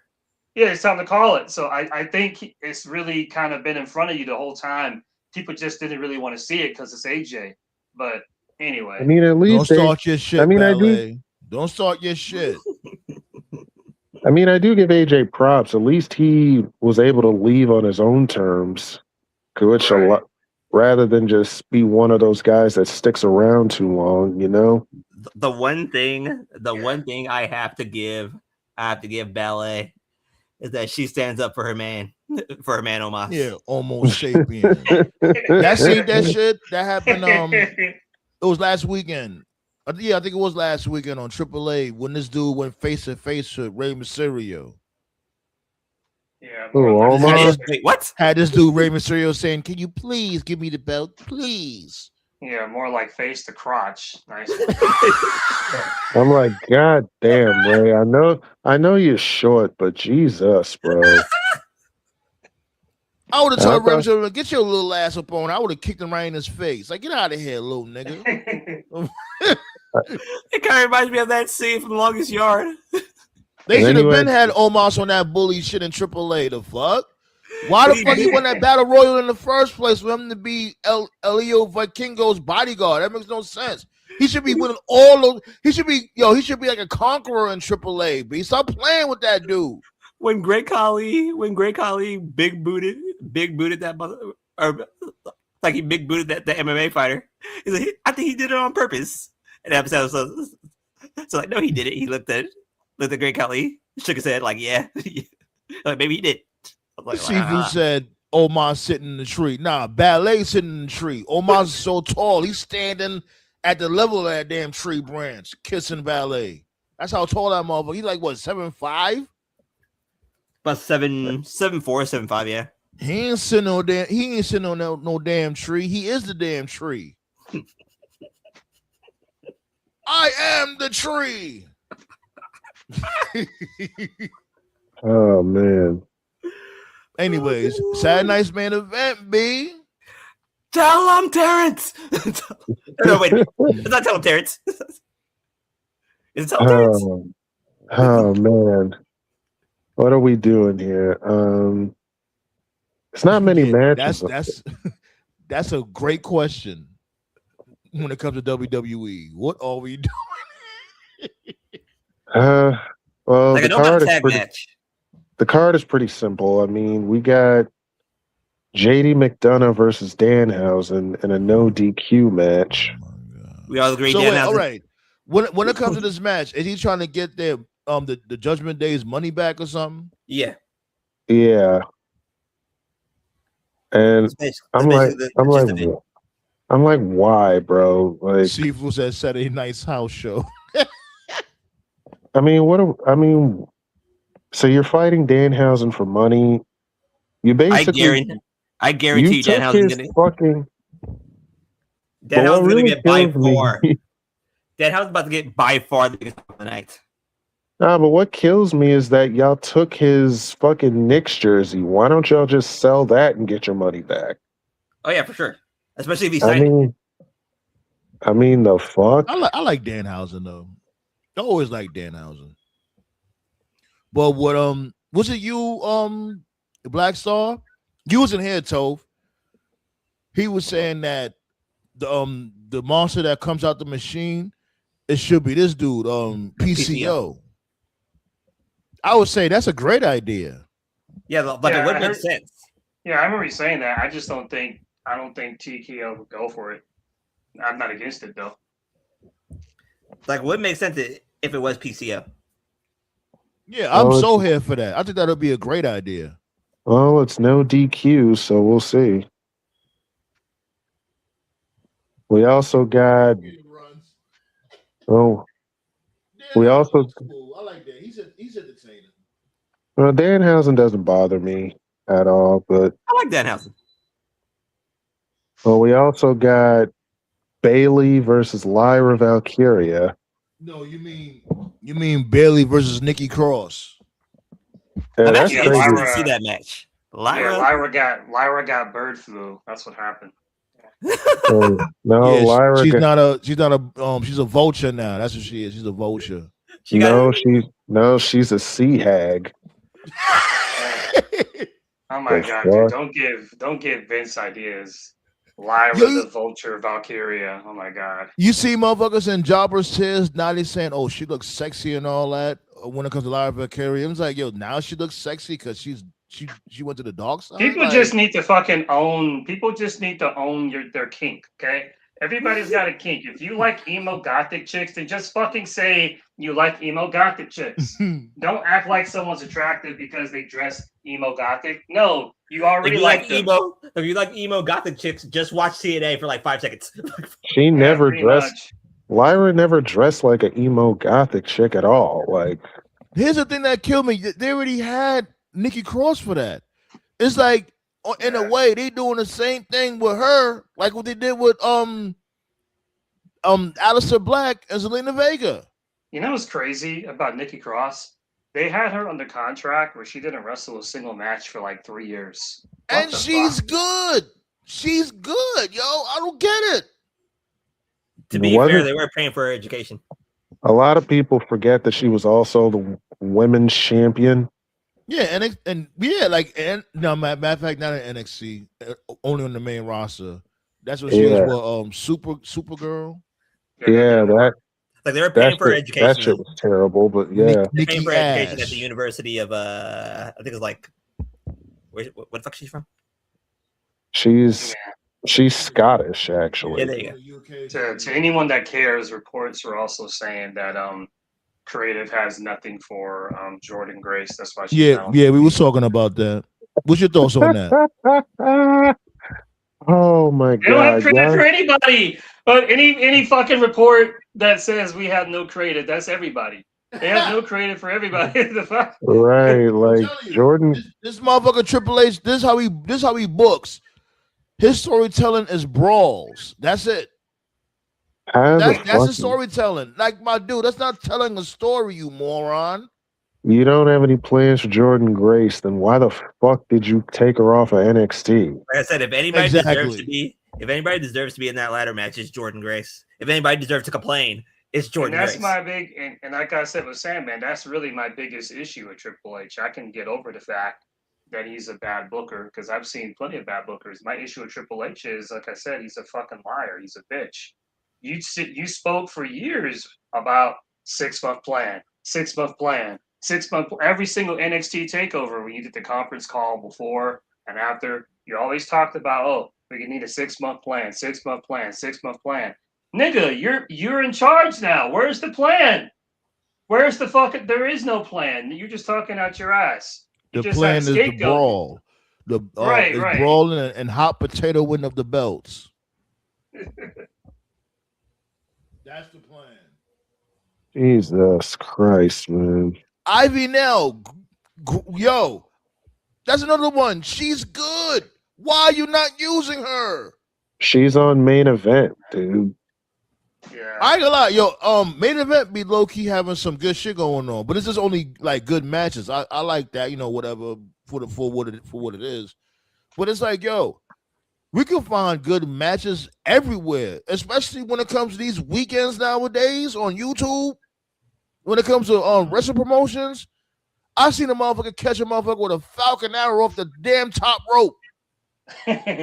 Like, the matches isn't the issue, it's the stories. We need stories. That's why these motherfuckers aren't selling tickets. Why that's a should we good care about segue. these motherfuckers? That's a good segue, Sam, man. So as you guys know, I am not a crowd shamer. Never have been. I'm not. Wait, hold on, wait. You finished with the Saturday night's main event card? We got 2 more matches. The Yeah, tag let him finish that the card that you continue on, Toph. It's the tag team match, Punk and Cody versus Gunther and Sammy, and the women's tag titles are on the line. Paige and Brie Bella defending against Fatal Influence. Speaking of that shit, I heard that Daniel Bryan is back in the gym with Brie, brushing up on her skills or whatever skills she had. She has no skills. Right. I mean, it took you this long to train her.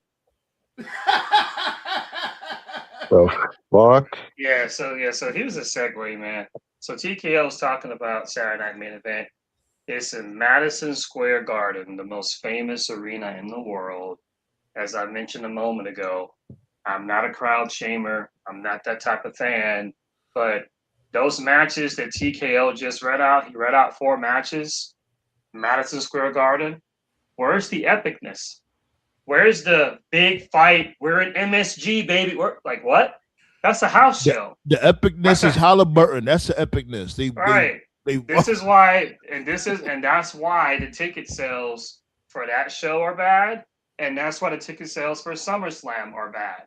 So I'll bring up ticket sales if it's relevant, because a lot of people they just like to crowd chain just every week. I'll bring it up if it's actually relevant to the topic of discussion. It's fucking pathetic that you're gonna have a Saturday night main event at Madison Square Garden. You're like, this is fucking holy ground. Like, Madison Square Garden is fucking Jerusalem for WWE. Yeah. That's the best you can do. Exactly. Before he went to Barclays, there was an MSG. That's the best you can do. Like, so that's why these ticket sales are getting low, because number one, they're expensive, but number two, these matches they're not it.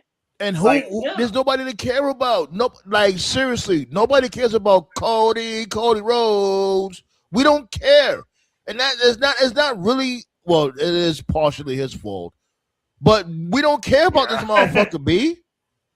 Like, you couldn't give Liv Morgan something to do. At least give her one defense before she sucks. I know she sucks, but at least give her. But at least if you have a women's never like title Liv match, Morgan. I'll be the one here capable for Liv Morgan, and Toph be like, she sucks. What are you seeing her? Yeah, I know she sucks, but I'm saying she's still champion. Like, give her something to do. Give her at least one defense before she loses it to Io. I saw. They put in the King of the Ring. That's it. Like, she proved. She might not even Queen of the Ring. And she might not even drop the belt to Io. I saw somebody fucking simp for her, and like I simply wrote, "She's not gonna let you fuck." So why are you? Yeah, bro. I'm sorry. Motherfuckers. Bro, I'm sorry. Bro, I'm sorry. I'm never gonna forget. I'm never gonna get over this story, man. Nigga really thought he was gonna get a date with Liv Morgan and gave her his whole life savings. I'm like, good fucking Lord. Like, yo, she's a fucking millionaire. You think she needs your money, goofball? That motherfucker thought he was flexing. Like, yeah, I sent her this amount of money. Like, she wipes her ass with your money, nigga. If that was the case. No, she wipes the animals' asses that she has on her farm with your money. The fuck? Keep that in mind. She owns land. Man. Why the fuck would she need to take money from you? I've been thinking about farming as of late. I didn't mean to switch gears real quick, but I've definitely been thinking about farming and shit. There is money in that, so hell yeah. Start small. It's always good to have just other skills. I like what's her name? Indie wrestling. Indie Hartwell. Indie Hartwell. She's like a carpenter, like on the side. She's got like a carpeting business. That's actually pretty lucrative. You can make a lot of money doing that. Hell yeah, that's a trade. And Ruby Soho, she's got like a gaming shop. It's like an antique store, like and it sells like old games, VHS tapes, DVDs. Oh, like a retrocade. Yeah, like a retro place, So yeah, good. Like we need more wrestlers having like Plan Bs, something to fall back on. Definitely do. Yeah, and that's why they be hating on Jay so much, because Shorty got bread. Like, most of y'all bitches, y'all need this shit. Jay don't need this shit. She can go about her business at any time. Right. right. Yep, like Jade bought a fucking softball team, for goodness sakes. 16 Bomba Cleat likes the man. Exactly. Like, I'm glad most of these wrestlers are getting backup plans outside of wrestling. Like, even if, like, some of them want to be coaches, some of them got businesses outside of this, some of them are doing movies. I'm like, hey, why not, man? Kenny, they trying to end up working in Sunglass Hut. Exactly. Kenny's smart. He's playing the long game. I like how he did the design for Alex in Street Fighter 6. So he gets like royalties for likeness and stuff. So like, Yeah, okay, he dressed Okay, up that's like good. yeah, he dressed up like all of them. I think all of the characters Yeah. in Street Fighter. that stuff at the con conventions where you cosplay as characters and shit, like that's very lucrative. You can make a lot of I've money been to doing that. like how many cons you been to? I've been to like 3 so far. I'm planning Right. on going to another one out here. They supposed to be coming out here again in September, I think. Hopefully, I'm trying to hit that shit up. I've been to two. I went to Comic Con 2 years ago. My shits God, be these lit. dorks. Them shits be fucking lit. You gotta bring paper though to really have a good time. Yeah. Like I went to the one in San Diego. I ain't gonna lie. I wanted to go to DreamCon this year. Like, isn't that the place where YouTubers suck dick? No, Fuck? no, I Where said the fuck pause. that shit come from, yo? What kind No, of that- diddy party act- you go to, bro? the crazy thing. What the whoa? The crazy thing is the crazy thing about it is I actually know what he's talking about. It's TwitchCon. Oh, Black okay. Star. That's why that. That makes more sense then. Okay. Yo, Yeah, you're Ballet, thinking of- get a load of this guy, huh, Ballet? Yeah. My, I'll never. Yeah, this is rare. I've never done this before. Yeah, fuck Twitch. I don't give a fuck about Twitch. Well, Yeah, I tried to stream on yeah. that shit from before. They be doing the most. I'm like, I'll stick to Yeah. YouTube. Yeah, I've always preferred YouTube over Twitch. Like number one, like the site it lags. It lags your laptop. Yeah. It lags your PC. Even if you stream it like on your console, it lags your console. So I've never Mhm. liked that. Number two, I don't like the ads on. I mean, YouTube has ads too, but it's like the way At that least you could YouTube skip does it theirs. is- yeah. Like I've always found YouTube to be more organized. And then number three, and most importantly, I think everybody knows this at this point. For those who don't know, you're about to be, I guess, educated. Twitch is notorious for having like administrators that are basically simps. Like there's rules you can't. You have to follow certain rules. There's certain things you can't do. So then if you break those rules, like your account gets like suspended or banned or whatever. But then Mhm. like if an OF girl does like the exact same thing, like they get a pass or something. Like I forgot the dude's name. There's this one guy, like he was streaming like Street Fighter or something. He was so locked in, and like his cat like jumped on his lap. I guess it scared him. So like he freaked out and he accidentally like pushed his cat off of him. His cat was okay. You know, he didn't hurt his cat, but they counted it like as animal abuse or some shit, even though it was a Oh, you complete serious? accident. Yeah. So like they like fucking suspended his account for like 2.5 years. Meanwhile, Shit. you have They would have hated me. They like. meanwhile I used to put you have, like, Smokey in the these- full Nelson. Meanwhile, you have like these OF girls who are just blatantly just beating up their dog, beating up their cat, but they're like half naked, and it's like, we'll ban you for a day. Like, fuck off. Wow. No. I heard this one chick, right? I think like she said that U.S. soldiers deserve PTSD. Oh yeah, you talking about that one? You talking about the Indian chick? That one? Yeah, I know you're talking about. Yeah, I know exactly. Yeah, I won't talk about. like I don't want to get Sandman demonetized because she's petty like that. Man, please. You know the shit we be saying on this damn show? And like I be getting hit. It don't matter. Like, you know. like her account got banned. I think for like 24 hours. I was like, the fuck? Did she Especially just when say- motherfuckers hit. My bad. Give me 1 second. Especially if motherfuckers be hitting the tip jar too. That's why I be letting motherfuckers rock, because motherfuckers be showing love to the tip jar. Now I appreciate it. But I was like, the fuck? Like, did she just say that U.S. soldiers deserve PTSD and you're only gonna give her a day?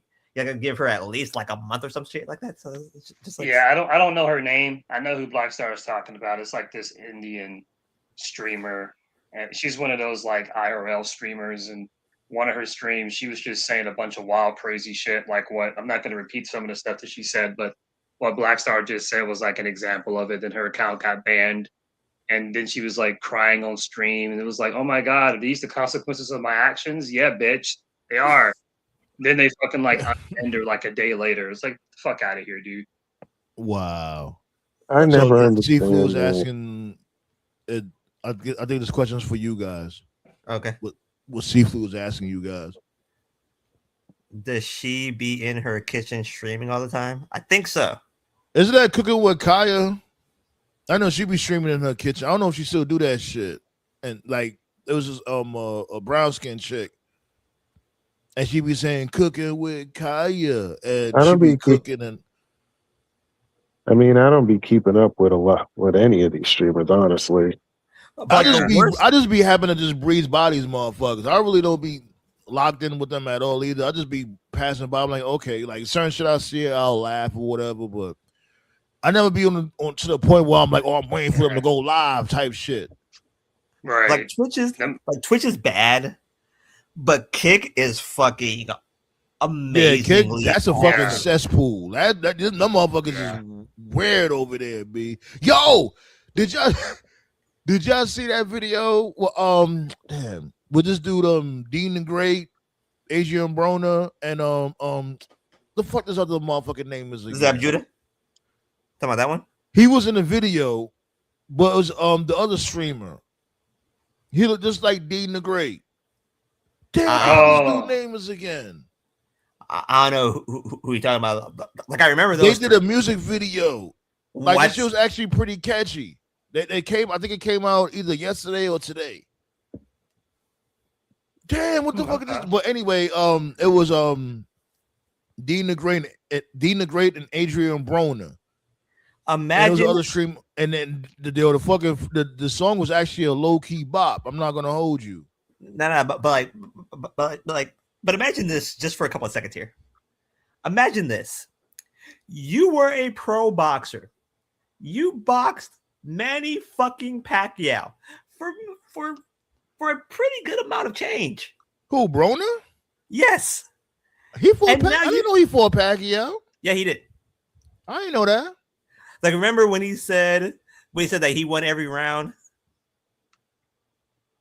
Nah, And that- I swear to God, like, yeah, I didn't know. I know this dude, Mayweather went up against Pacquiao. I didn't know. Yeah, like he had like They a really beat bad dude, rant too. after the fight. After Pacquiao whoops his ass for 12 straight rounds. Oh, there's a segue. Well, this is really more your thing, Black Star. I actually is it? heard this on the radio this morning.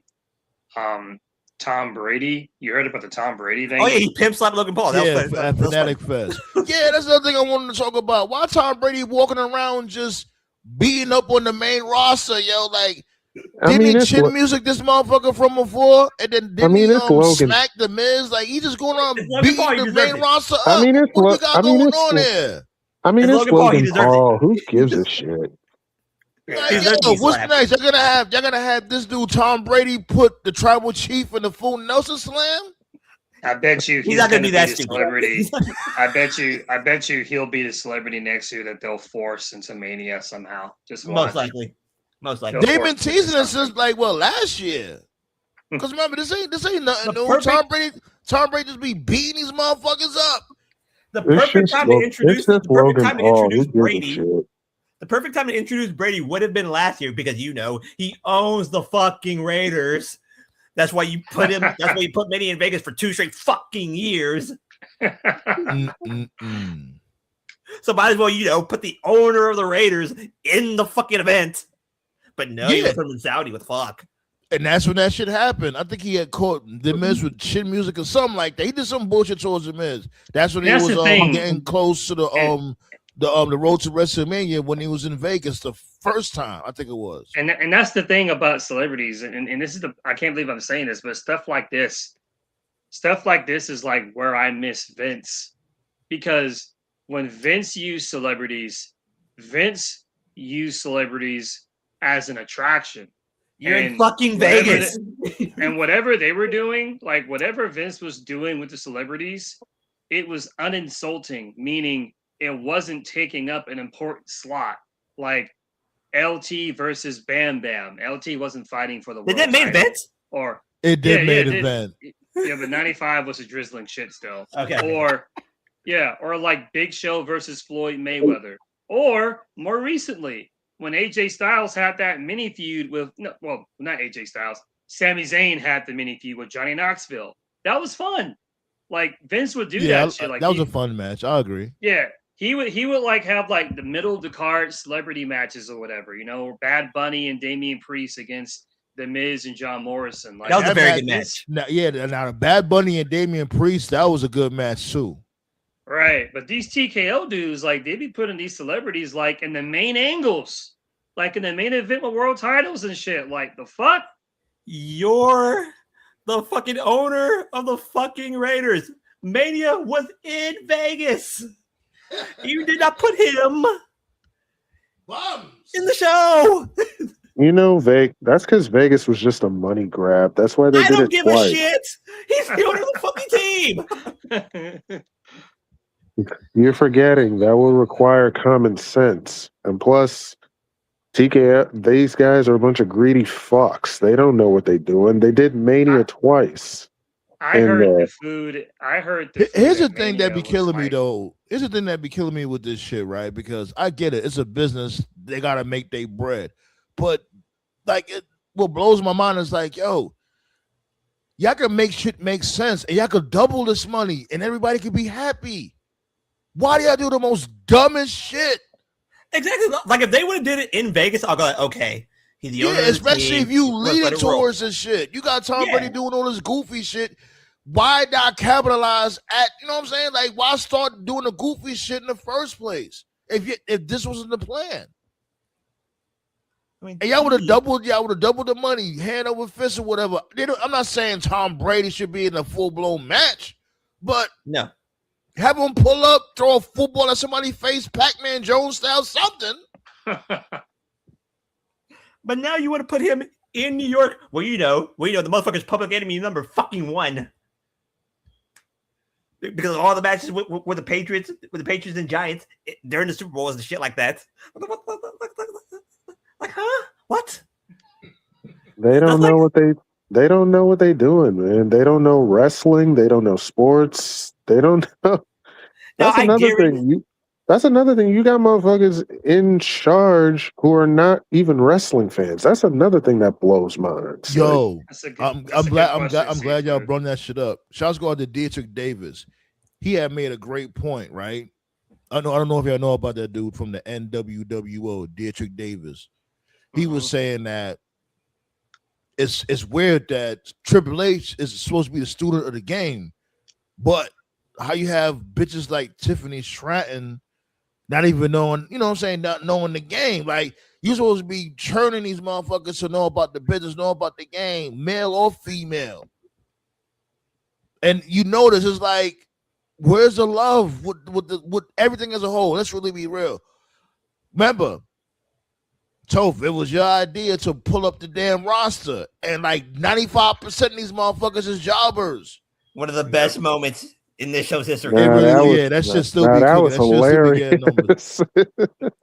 And that's the thing. It's like, yo, where's the love? These motherfuckers, they just come through to cash a check. The way Toph said jobber made him look like he was gonna have a stroke mid roster. He was right. And the most frustrating part is that most of these motherfuckers, they don't have to be jobbers. Just use them and book them well. Or the fact they don't have Obafemi on either roster when he's on TV. That really blew my like, yo, that's one of your hottest stars. How you don't have him on the fucking roster, you assholes? They don't got Obafemi on the roster, yet they still have Pete Dunne on the roster acting. And you got Triple H on all single roster. All the videos. You can't make this shit the fuck up, son. Like, yo, what are we doing here? All in the video. He's like WWE's version of Diddy. Yeah. And I think it was different pics too. It's not even like they duplicated the pic. It's like he took different pictures for each roster. Yeah, this is me. This is me currently, and this is me in the Attitude Era. It's like that one. It's like that one WWE game. I forgot which one it is. One of those games. It was like 4 different versions of Triple H, and it was like all on the front cover. Yeah. It was like Triple H, the game Triple H, the King of Kings Triple H, and like DX Triple H. It was like, really, bro? Really? And they got like the Triple H that comes out looking like He-Man and shit. Like, Cole the It was Conqueror, this. Kevin Sorbo ass nigga. It was actually this game that just dropped 26. Like Okay. I have a Triple fucking H. Triple H is on the cover. Like Triple H is on the cover 4 times. I have a spectacularly strong feeling that the WWE is going to bring out Tyrese Halliburton for the Garden Show. I was like, oh, you motherfuckers. He's gonna be there. They already put him as a playable character on last year's game, so don't be Mhm. surprised. He's on know. the promo poster. Hold on, let me see if I I can know, pull it but up real quick. the time to bring out Tyrese Halliburton, let's just think about this here. The time to bring him out was when the Knicks was having a rivalry with the Indiana Pacers. They won the Well, I championship. can't be The rivalry's too fucking mad over. at this though. I can't be too mad at this because the Knicks is the champs. So of course have Tyrese He's not a Halliburton Knick. pull up. He's not, You guys said what? he's not a Knick. He's a Pacer. No, not Tyrese. No, excuse me. What the fuck this motherfucking name is again? Oh, Jalen Brunson. Okay. Jalen Brunson. That's what I meant. I was My about to have a bad. heart attack for a couple seconds. Yeah, Jalen Brunson. He's gonna be pulling up tomorrow. Okay. Yeah, isn't he doing? Yeah, apparently he's doing something with Roman Reigns. Apparently, He has Yeah, a fucked up knee, so he can't get physical. So yeah. and I like the promo poster too. Let me I'm looking for it right now. Give me a second. This should look decent. Like I think like he tore his meniscus and he's gonna have surgery. I think next week. Shit, you that's can't what do- happened with Rhea Ripley too. She tore her meniscus. That shit He is can't do gonna be And- dope. anything. He can't and do anything she's physical. and she's still the women's champion. Mm-hmm. Pretty much. Can't do anything physical or it's a complete tear. Here's my Of that thing meniscus. about that shit too with Rhea Ripley, right? It's like, you know what I mean? It's unfortunate that you're injured, but you can still pull up and shoot some promos. Like, you literally just gonna stay home and don't say or do nothing? Shit. Remember, motherfuckers used to be via satellite. Whatever happened to via satellite? Well, she was at a Dana White's Fanatic favorite Fest? sport. Yeah, no, Yeah, she but was she front was at Dana row White's watching favorite. that. Yeah, she was front Oh, row yeah, watching Jake Power Hager. Slam. Yeah, well, she got a front row seat of Jake Hager getting knocked the fuck out. It was great. Fuck you, Tony Khan. Like, yo, my dude, you got fired like 5 years ago. Get over yourself. Exactly. Like you are not about to make this a thing.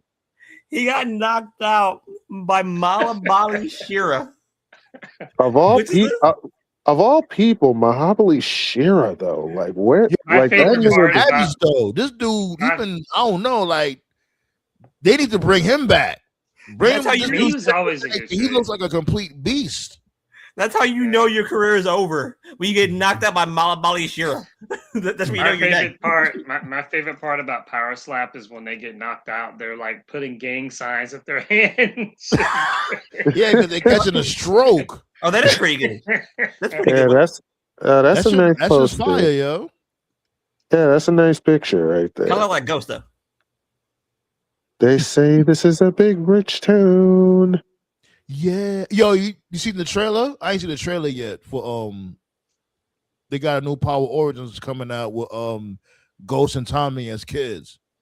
Of Yeah, course 50 they on do. some, 50 on some Kingdom Hearts shit. Leave the convoluted storytelling to us JRPG dweebs. I'm just kidding. He probably plays Kingdom Hearts himself, knowing him. He's into all kinds of stuff. So. Yeah, see, Flu, he said, "Fuck you, Tony Khan." Like, yo, my dude, Tony Khan's not even watching the show. I don't blame him for that. Power Slap is ass. Like, you all weirdo, my dude. And then remember that during that damn interview, he was saying weird shit about what was Shorty name again? I forgot her name, but it's like, yo, my dude. And then he was sitting there sipping like what, a gallon of Jack Daniels? Like, yo, damn, my dude, like, relax. What you got going on? Of course, he's Like, a that's how weird you dude. know- He married a. He got divorced. That's why. That's how you know you're done. When you get knocked out by Malabali Shira, that's when you know that's ball game over. Just end the shit. You got one more time and you're through. Like at least when Conor McGregor tore his ACL, at least it was against a guy who could actually scrap. Yo, I don't care what nobody say. That shit was fixed like a fucker.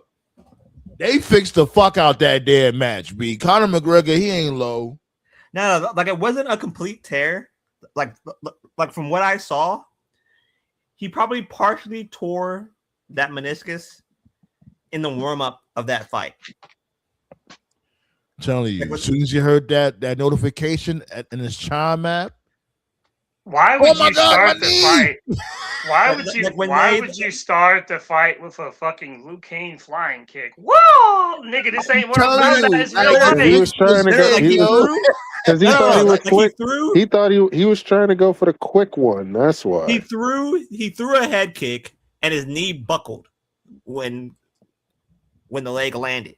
nah, I ain't gonna Okay. lie. That landing was pretty crazy. It looked like He partially yeah. tore it then, and then he completely tore it when he did that flying kick. How old is Conor McGregor? He's like in his mid 40s. He's 37. Right? Oh damn! He don't even look it. I He thought looks- he was older than that. That's He looks crazy. 55. But Yo, you seen him in Roadhouse? You ain't even see him in Roadhouse the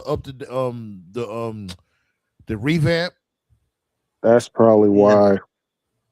Yeah, I'm not talking about the one with Patrick Swayze. They had did a remake with Jake Gyllenhaal and Conor McGregor. I seen like bits and pieces of it. Jake Gyllenhaal's actually underrated. I'm not gonna hold you. there are Right, there are ballet. great- I don't know about 60. You wild, like, but he looked like he's like in his mid 40s, like late 40s type shit. he drank. I know he was himself. in his late 30s. He drank himself out of his 30s. Jesus, Clearly, a Nah, lot of but there- motherfuckers, Coked a lot out of motherfuckers is Conor. like that. Coked out but Conor. there are curses that are there are jinx. I can't say curses. There are jinx that are unfucking defeated. The first jinx that's unfucking defeated is the Trump jinx. The second that motherfucker shows up, or you even mention his fucking name, you're gonna fucking lose. Like you Say know, his name and you will lose. I don't Like know what you- they're doing with my dude Joe Hendry. This shit is a crime. like you knew. It was over when crowd reaction stopped. His crowd reaction went down after losing to Dolph Ziggler. Like Tove, I didn't even like when Tove I said like Joe that Hendry. shit about I like him. I always like Joe Hendry, but Tove got a point. He was saying like, "Yo, you notice they never show this dude entrance since he came to the main roster," and I'm like, you know what? You right. All he ever did was like concerts and shit. It was like, no, They did you it can't have again. him doing the concerts first without him doing the entrance. You know what I'm saying? You got to introduce the character. Like, okay, that's who he is. You know. They literally just did it to him again on Monday in that gauntlet match. Like NXT, Man. at the very least, NXT plays along with it. Yeah. Like they wouldn't mention his name for the entire show, and then all of a sudden, the play-by-play guy mentions his name, and all of a sudden he shows up. They haven't even done that. Remember he was on NXT. They would say his name. He would just pop up out of just that's what random I'm saying. places. Yeah, he Like- can't. like you The wouldn't- funniest you part, he wouldn't came out of he came out of a refrigerator. I'm like, what the fuck? Like you wouldn't Oh mention hell him. yeah, Seafood. He said Trump looks like he doesn't wash his hands. That dude Trump looked like That old nigga look like pepperoni sweat. that nigga Trump looked like a dried up cabbage. The fuck? That dude definitely fucking stink. You can't tell me that dude don't, man, yo. He They needs to said, fall down a fucking cliff face first. they said that he farts in the White House, and the That people nigga that doesn't- are there while he's talking has to take there and smell it. I'm like, Yeah, oh, they you just be motherfucker. smelling this shit. It's like, yo, y'all are so pussy, yo. What is wrong with y'all? That nigga eats nothing but fast food. Of course he'd be gassing up. Like Like, Make sure I y'all bet- check that video out when Toe talking about Trump's red button. That should be getting numbers too. Like I bet you, everybody in the White House carries around a can of Axe. Just spray on his ass. Man, Like here. he probably you notice he always wears the same suit. Like, yo, my dude, do you even change your clothes? This dude sleep in that suit, take showers in that suit. Don't worry, guys. He'll be sharing a cell with Mystica soon. Gonna have a Legion Oh, of Doom please. soon. That motherfucker's going to get away with all this shit. And He's then going to get away with that every nigga single should have thing been. he did. Ever since he said grab him by the pussy, I'm like, this dude will get away with murder.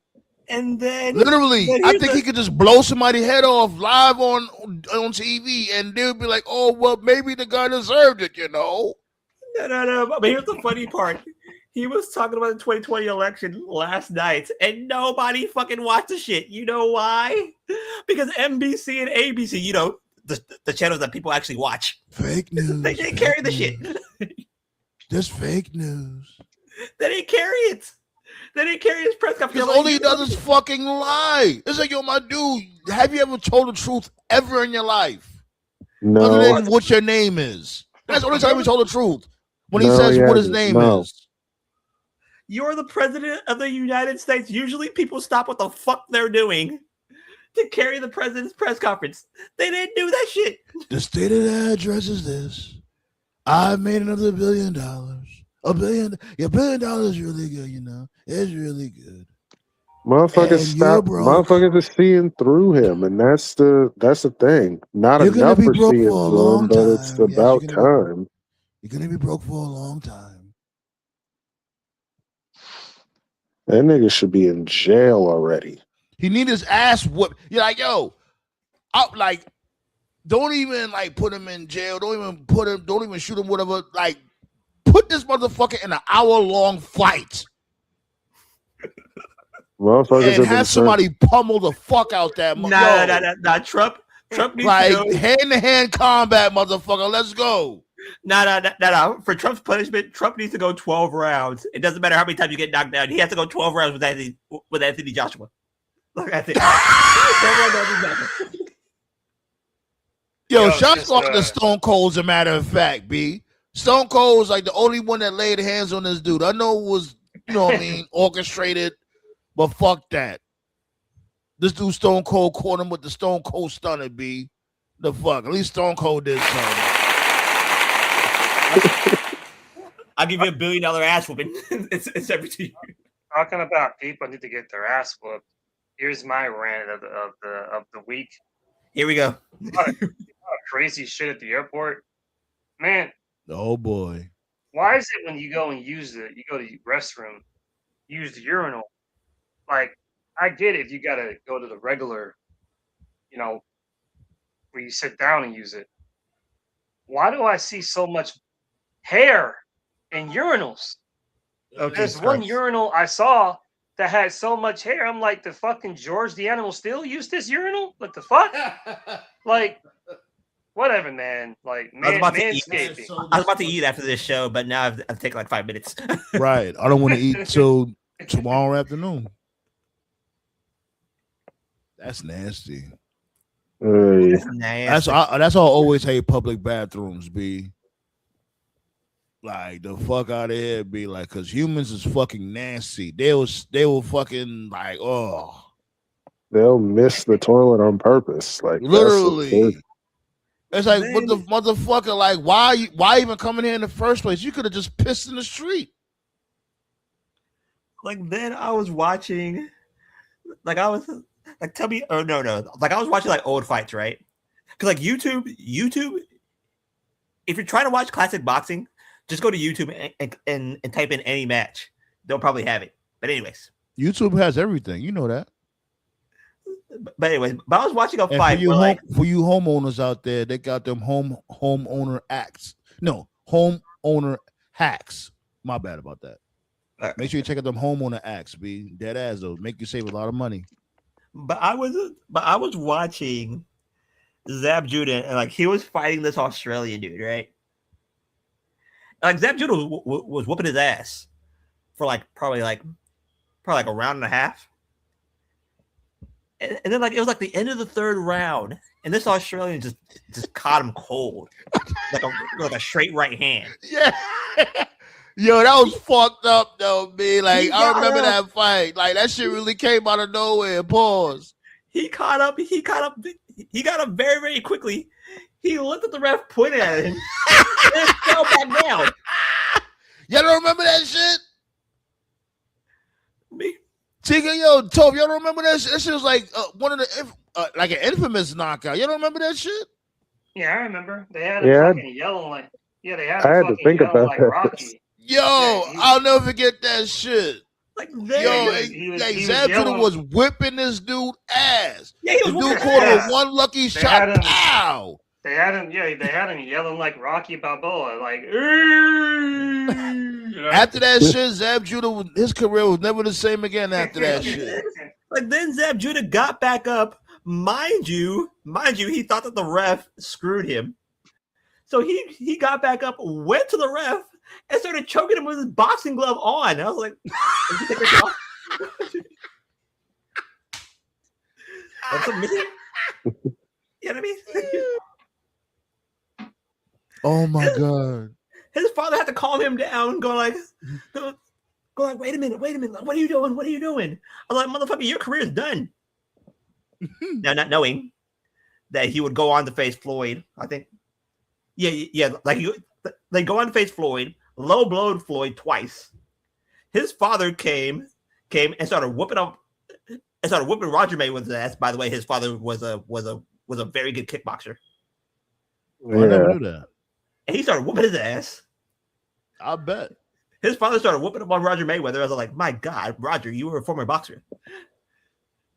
And then like I heard like what that dude Tyson say? Everybody has a plan until they get punched in the mouth. Yeah. Like get punched in your mouth real good, you forget about all that training. Like then I heard Zab Judah's father was a former kickboxer. We're like, oh yeah, that makes sense then. No, he's whooping your ass. Motherfucker's a former he was a former middleweight champion kickboxer. Is what they said. It's crazy though, be like, because I used to be into that shit heavy. Like, I remember the last time I was in a tournament, I had finished in third place. That shit was like shit years ago. Years ago. Like it was like a very like when you watch videos and then like you kind of get into the trap, you know what I mean? Yeah, you go down a rabbit hole. Yeah. Like they're like I think like the last fight I saw before I went to sleep was the Oscar De La Hoya versus Measure Up Taylor fight. I don't remember that. I don't think I remember that fight. And Oscar not Oscar De La Hoya, Julio Cesar Chavez. There you go. Julio Cesar Chavez versus Measure Up Taylor. And again, Ballet. Like I didn't even cut you off real quick. Like Ballet. I used to be into that shit. Like I was into sports heavy when I was younger. Like I used to box, do taekwondo. I played basketball and I played football. Like that's how I fucked my back up playing football. I was very athletic. And now I'm fat.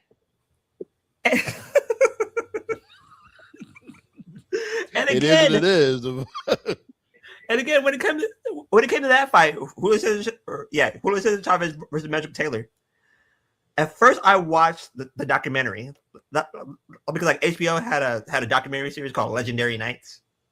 Okay, probably like the best documentary series ever. It's on YouTube. Just tap in Legendary Nights, and they'll have like every single one of them. Every single one of them are very good stories. But eventually, at the end of the documentary, right? They was talking about the guy that Julio Cesar Chavez fought, which was Measure Taylor. This motherfucker. I'm sorry for calling him a motherfucker, but go ahead. You good? Yeah, but like they said that at the end of the fight, which he was supposed to win, I think like he was winning the fight for 11 rounds. It was into the 12th round. And the only thing that he had to do was just get up. Like Julio Cesar Chavez knocked him down. The only thing he had to do was get up, and he won the fight. Yeah. And like he got up. I think like he got up at 8. And like the referee looked at him, like, yo, are you okay to go? Are you okay to go? And like Meldrew kind of looked at his corner like what should I say? The ref thought, like, yo, you're not paying attention to me. let's call it a fight. Mm-hmm. And if you think about it, I think about like Jim Lampley. Jim Lampley was the host, and he said that there was 2 minutes, or there was 3 seconds left to go in the fight. I was like, wait a minute. If you didn't ask him those questions, if you didn't ask him that question, there was no way Julio Cesar Chavez would get. Yo, B, can you get to the damn punchline? Like, are you serious right now? No. Like there's no way that Julio Cesar Chavez will get from his corner to him. But anyways, he had massive brain damage. I think they said that he was pissing pure blood. Jesus. And like I was all like, and the sad part about it was that guy was in his prime. Julio Cesar Chavez literally beat the prime out of him. That's what they said. That's what Tom Brady did. That's what Tom Brady did to Logan Paul. Beat the prime out of that motherfucker. Anytime Black Star talks about sports, it's like Cranky Kong. Sit down, you little shit. Like, yo, damn. Like, yo, what the story. fuck? Where you going with this shit, my dude? Like, goddamn. Toph, you go into bigger stories than me. Shut up. Oh, shit. No, it's cool, though, man. I always appreciate it. No. Like, I have no problem with that. I'm just saying. I'll be cutting both y'all motherfuckers short. Like, all right now. God damn. No, it's cool. So he's talking about Black Star. All right. Back in my it's cool that back you in my day. Right, like, yo, what the fuck? Fuck you. No. Right now, get to it. In seriousness, though, I actually think it's cool that he talks boxing because, like I said, man, I'm a casual to boxing. So, sometimes you scroll YouTube and stuff just pops up in your feed, right? I'll check out, a sports documentary every now and then. Yeah, hell yeah, of course. What it's about, but I don't ever see any boxing documentaries. As a matter of fact, I don't see any content creators talking about boxing at all. So That's because boxing is ass. I know it is. You know what I'll be watching? This should be been picking up steam. Street Beefs, pause. Oh, those are funny. Yeah, Street Beefs is good. Pause. No, but do yourself a favor and type in Legendary Nights. Now I'm gonna check it out. Like, as a matter of fact, send the link to me on the gram.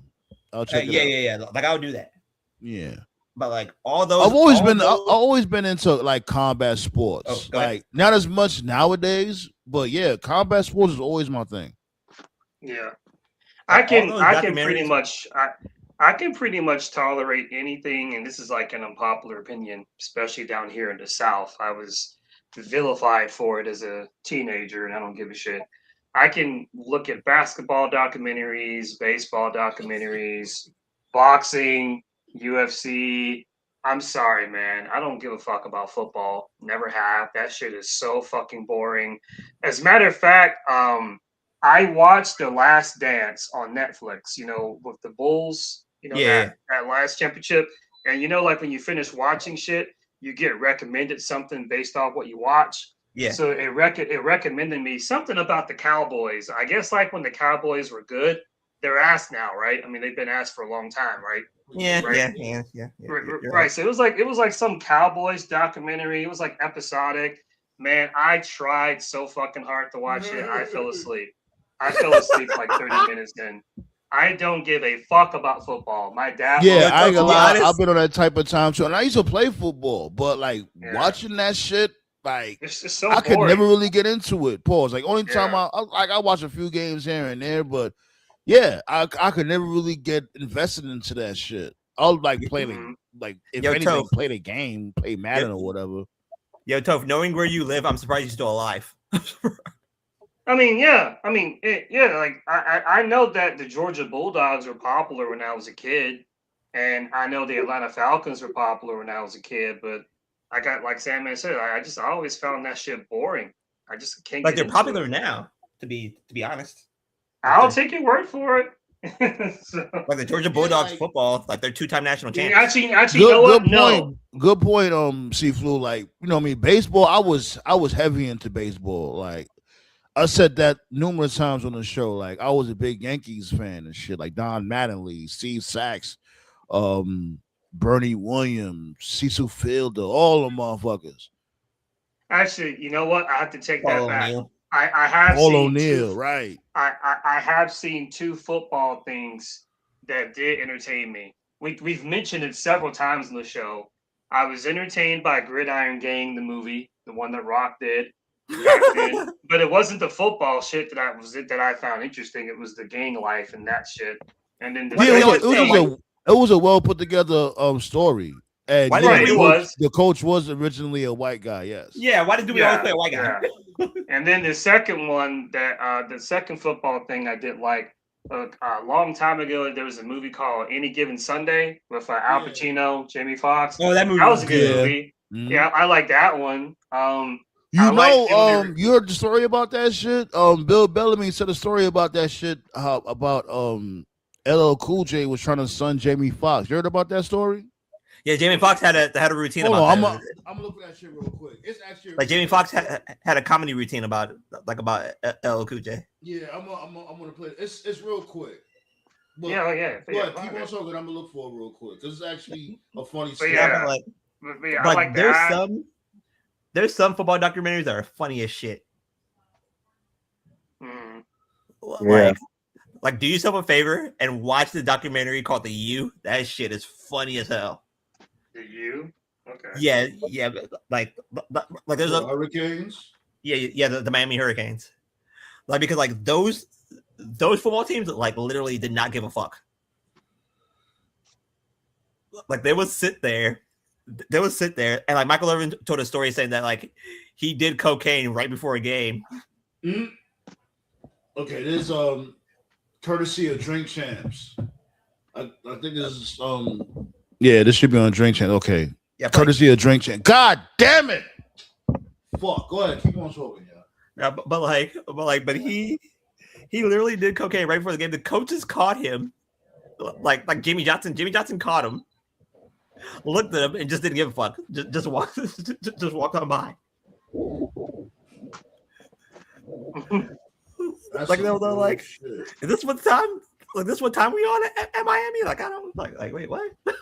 I think there was one movie Keanu Reeves did called The Replacements. It was like the football version of Major League. Yeah. That was okay. Like you Yeah, didn't so watch. basically, I can watch. So yeah, so I guess I gotta retract it. I found football movies entertaining, but Okay. like the actual real sport in real time, no. So you didn't like the longest yard, or yeah, you did. I gotta see that one. I've heard it's good. I've never seen that one. I gotta. Yeah, that watch was it. No, Adam Sandler. Yeah, Yeah, the yeah. longest yard was good. It was good. Okay.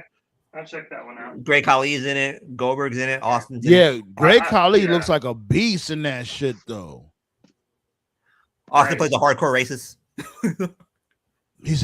He was talking to Nelly saying like, "Oh, you don't like when I say nigger, huh, nigger?" Like, yo, damn, Stone Cold. He let that shit flow like Paul. Like the way he said it, like you said that before. Yeah, but legend has it is that after the shoot, Stone Cold was telling Nelly like, "Yo, you know, I really apologize. Like, I really don't, you know." And Nelly was like, "Oh, it's all good." I'm like, "Nah, motherfucker, you ad libbed that shit a little bit." The fuck? Yeah.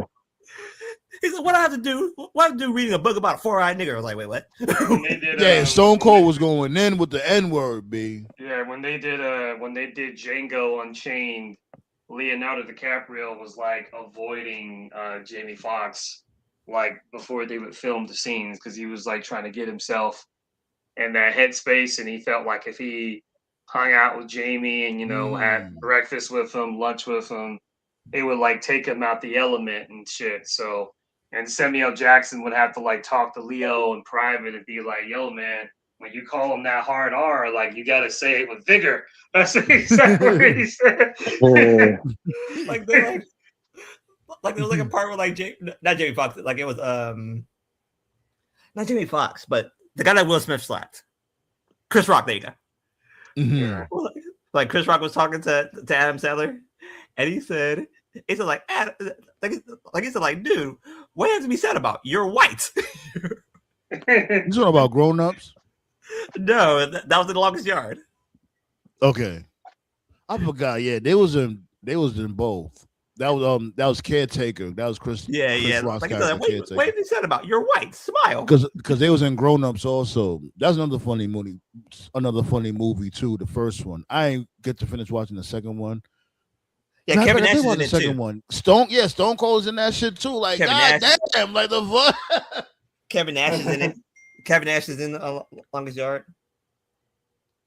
Mm. But you know, I gotta ask y'all a question, right? Shoot.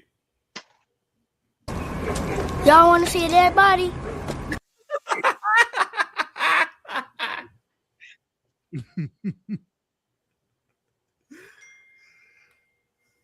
Oh my god.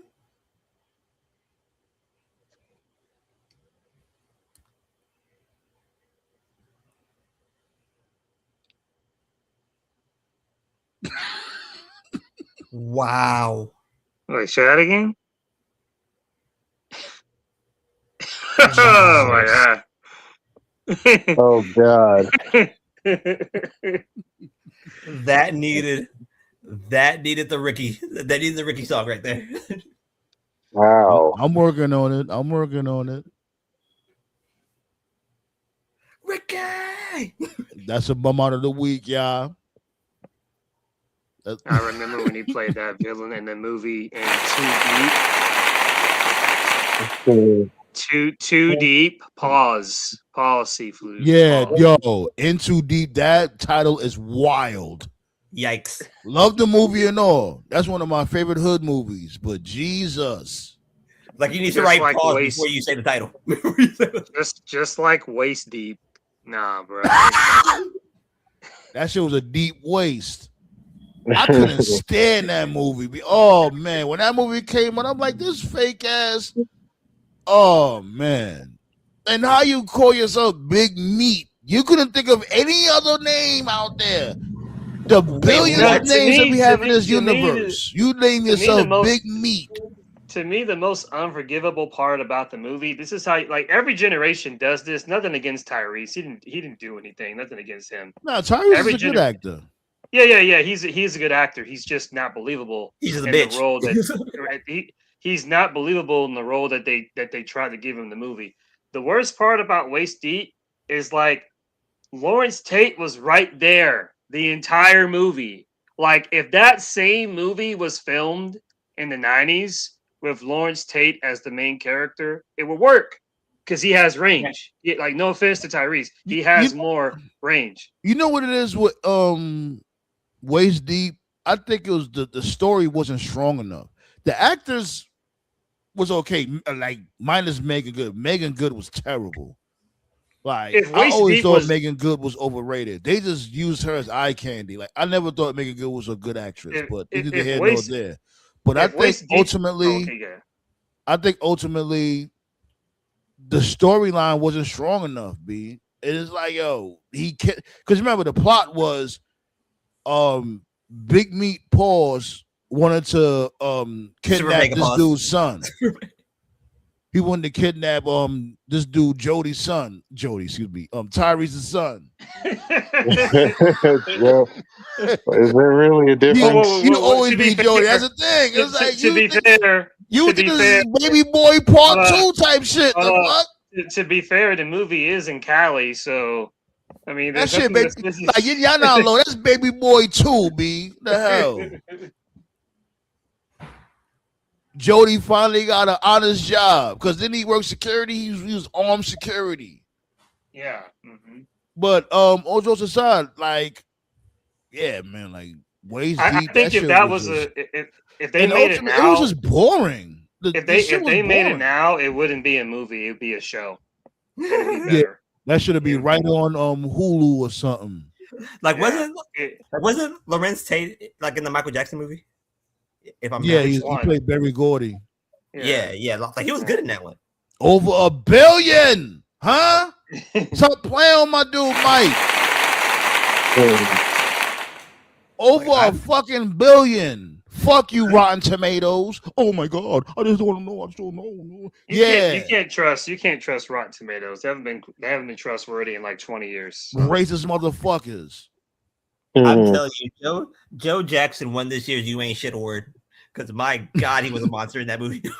Like, yo, literally, me and my lady, we went to the movies to watch that shit. Had a great time. Came home, watched that shit again the very next day. Or at home. Like, yo, it's really that good. Y'all didn't check that shit out yet? No, like I checked it out, man. Joe Jackson, you ain't shit, Y'all man. wild. Y'all need to check that shit out. No. Like I watched it. No, that's Joe you. I know because you told me you watched it from before. I'm talking about Toph and TKO. Like, if you're a fan of Michael Jackson, you will love that shit. It's a really good movie. Like, to me, that dude Jafar, he did his damn thing. It's sad. It's sad. What kind of parent names their child Jafar? What the fuck were they thinking? Like, it's sad that a TV movie did you worse, or like did the father worse. But my God, like in the Michael movie, they got him. They're just really fucked up. And then Drewski, you ain't shit. Yeah. Shots go out to my dude. What's my dude name? Coleman Domingo, B, aka Strand from Fear the Walking Dead. Like, I've been knew he was gonna be a big star. Like, that's the first time I seen him was on Fear the Walking Dead, for y'all Walking Dead fans out there. Like Susan the Pass, Motown went Motown. Like, oh, you motherfucker. Yeah, the highest grossing biopic of all time. Yep. Mm-hmm. And wait till part 2 come out. Like, see, they try to hate on the first one because it didn't have all the scandals and all that. Oh, the scandals. That's going to be scandal written. That's going to be on the second one. Yeah, that's what everybody want to see. Motherfuckers is bloodthirsty, and it's like, yo, damn, like, relax. It's only a 2-hour movie. But you could tell Michael was a kid at heart. I like the fact that they touched on like different levels in his life. Like, for instance, his bodyguard or whatever. I never knew about his bodyguard. And I've watched The American Dream and other little Michael Jackson movies or whatever. They never had his bodyguard there. And come to figure out, he always been around Michael Jackson. So I was like, okay, that's something new. Like, I didn't know, like, Michael Jackson liked animals like that. Like, I knew he liked animals, but not like that to the point like he will see a water bug and put it in his back pocket type shit. You know what I'm saying? Like, Joe whooped Michael's ass and then call him Big Nose after whooping his ass. So like, yeah, that's what made him get that surgery. Like, you motherfucker. Have they made a Prince movie? Yeah, Purple Rain. That's the best you can get. That's the best you can get. Purple Rain, B. I'm telling you, Prince and Michael were the best rivalry. Purple Rain. I know that's terrible, but you know. Song. Michael and Prince was the best rivalry of all time. Purple Rain, bitch. Bitch. Darkness. Don't judge me, but what was Prince's real name? Prince. That's it. That's all you need to know. It don't matter what his real name is. His real name don't mean shit. His name was Tap Cap. Prince, all that shit. That's it. Prince just became a symbol. He just became a symbol. You know, still bringing out hits. Like, what the fuck? Yeah, you know why he's doing that, right? No. Because he tried to own rights to his name and his publishing. Oh. Mm-hmm. And he fought against that shit. Okay, that's smart then. Mm-hmm. Shit. That's why he renamed himself to a symbol, or Taff Cap, the artist formerly known as Prince. The artist formerly known as Prince, yeah. That shit got so popular, they gave that name to Prince Ayakea. Look at that. I knew you were gonna go there. I knew you were gonna go. I was like, I know this nigga's not gonna bring this shit up any out of that. You already know the method to my madness. You already know. Yeah, babe. But like I said, like Prince and Michael, like that's the best rivalry because like they both pushed themselves to be even greater than what they really, or greater than.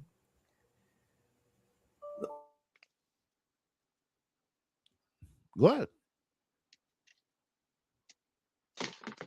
You I all heard right? a beep. I'm not sure if this thing died or not.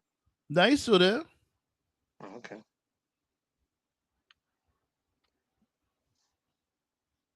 Well, but it is getting late though, so. I know he just fall asleep that fast. Mm-hmm. That's record timing. Even this dude, GKO don't fall asleep that fast.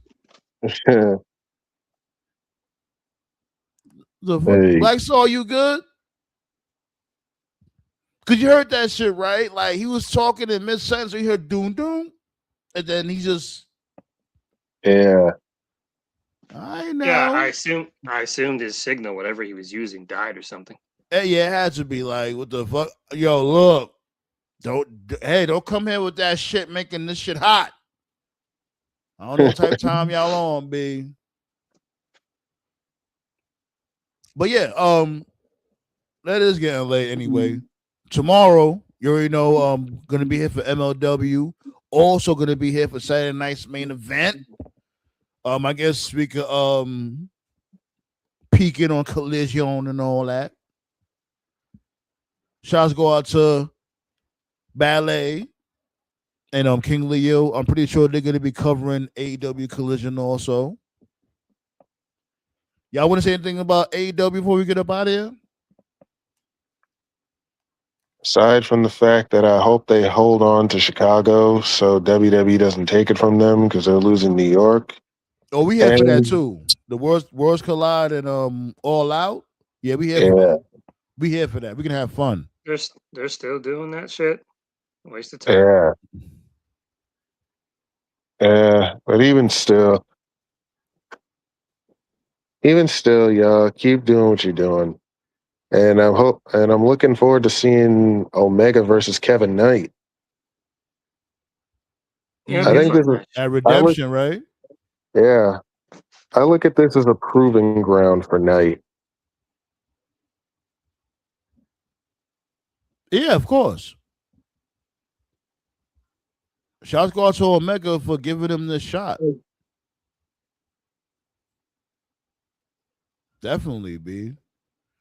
And I've noticed ever since he turned heel, this dude Kevin Knight, he's began real comfortable on the mic. You know what I'm saying? So that's what's up.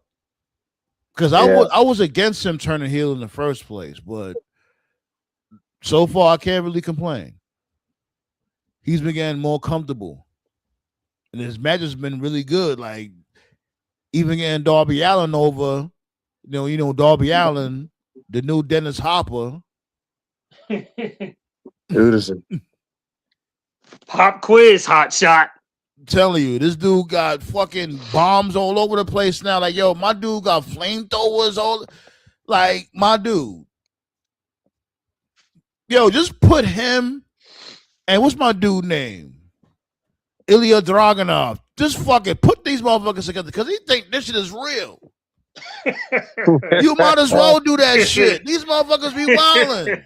Oh, Imagine that tag team. Darby Allin and Ilya Dragunov. We think this shit is real. Imagine New Jack and Darby. Oh my god. Oh Jesus! Everybody. Or Mike Awesome and Darby. The shit they do. Just had these motherfuckers travel all over the world, fucking shit up. The fuck? Fucking Dragunov and Darby would be like Ren and Stimpy in pro wrestling. Man, can't make this shit up, B.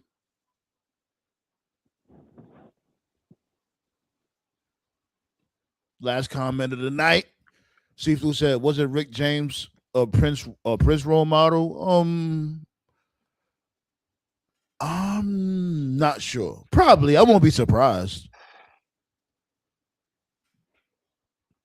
But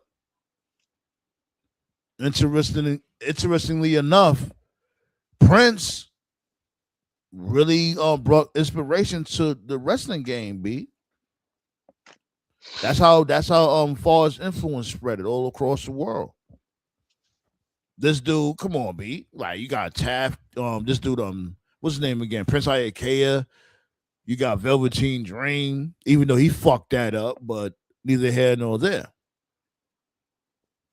Yep.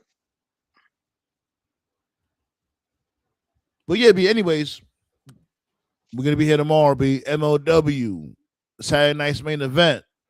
Let's pack it up. Appreciate y'all. Yes, sir. Yeah.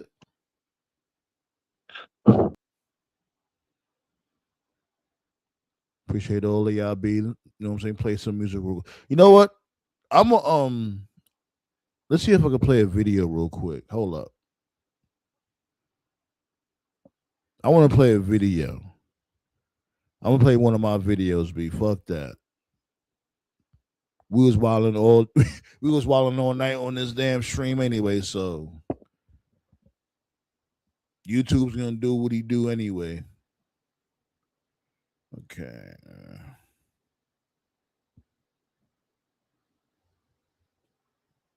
I'm trying to make sure shit is safe too. I ain't trying to just throw something up on the internet. You know what I mean? Okay.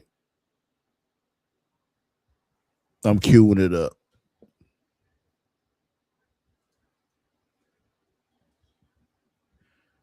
Hit that thumbs up, B. Appreciate y'all. Hell yeah.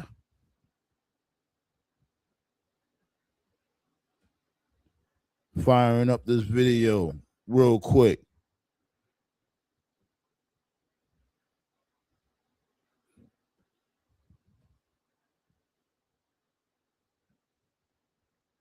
Shots go out to Ballet. Ballet with the Blaze. My dude Josh. My dude Dynasty was goody. My dude Anubis. Black Star was goody. Tove, TKO. Tati was goody. You know what I'm saying? My dude King Leo, the professor, all y'all, be much love to all of y'all.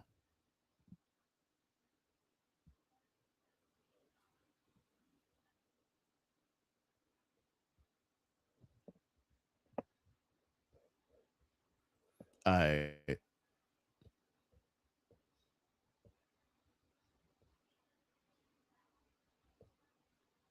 You ready, Ballet?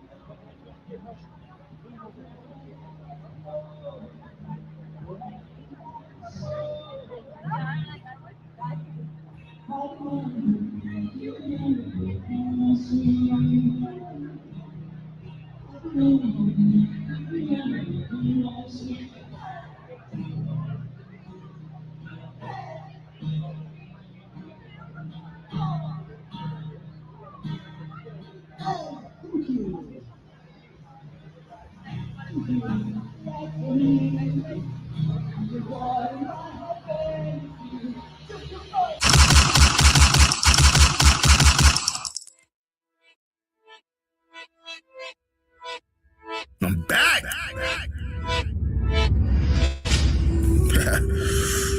Solo que toco me rampo. Has terminado. Finito. Done.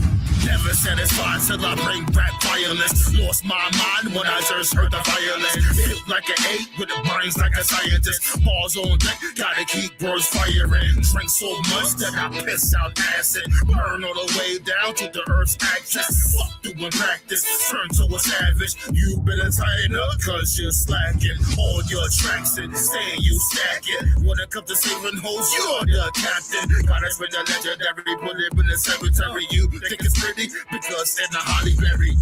Put a blade in your torso. Backstack cash like my name's Kevin Sorbo. When I left the Bronx, I jumped through a portal. Off to the next step to become immortal. Smoking on the train called pain. Have it feeling like I could punch through a train. Maybe even like I could dodge hell rain. Making people hype and turn insane. Got the flame all day. Not here for play. Better call Mayday. Balls like an AK. You already know what they say. Sad man is here, done with the vacay. Cálmate, puto maricón, eh?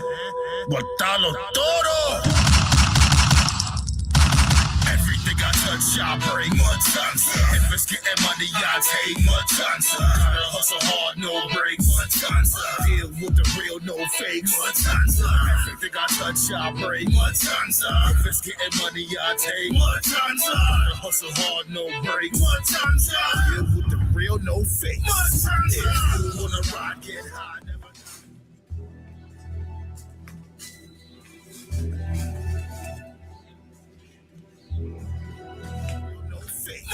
If you wanna ride, get high, never die. If I go to hell, the devil may cry. Let me just apply, submission till you die. Strangling your never next when that's how you die. Beast that's wise, that's what I buy.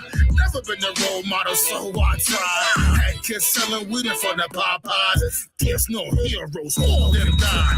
While you're here, get a piece of the pie. You'll never know when's the end of your ride. Always been a Macedon, savage on, active songs, active wrong, carry on. You be calling Carrick on to increase the peace. The beast never cease. Some you out the cleats, you put the flood the streets. All my old tacos, you know I got you. Kamehameha ass into a fossil.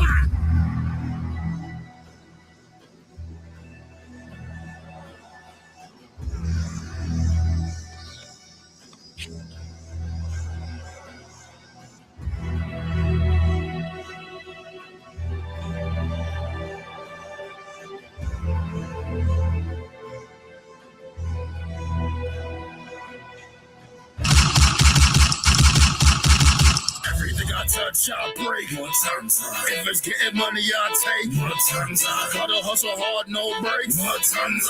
Deal with the real, no fakes. More times. Everything I touch, I break. More times. If it's getting money, I take more times. Gotta hustle hard, no breaks. More times. Get your mouths the fuck out my face. Bomba click.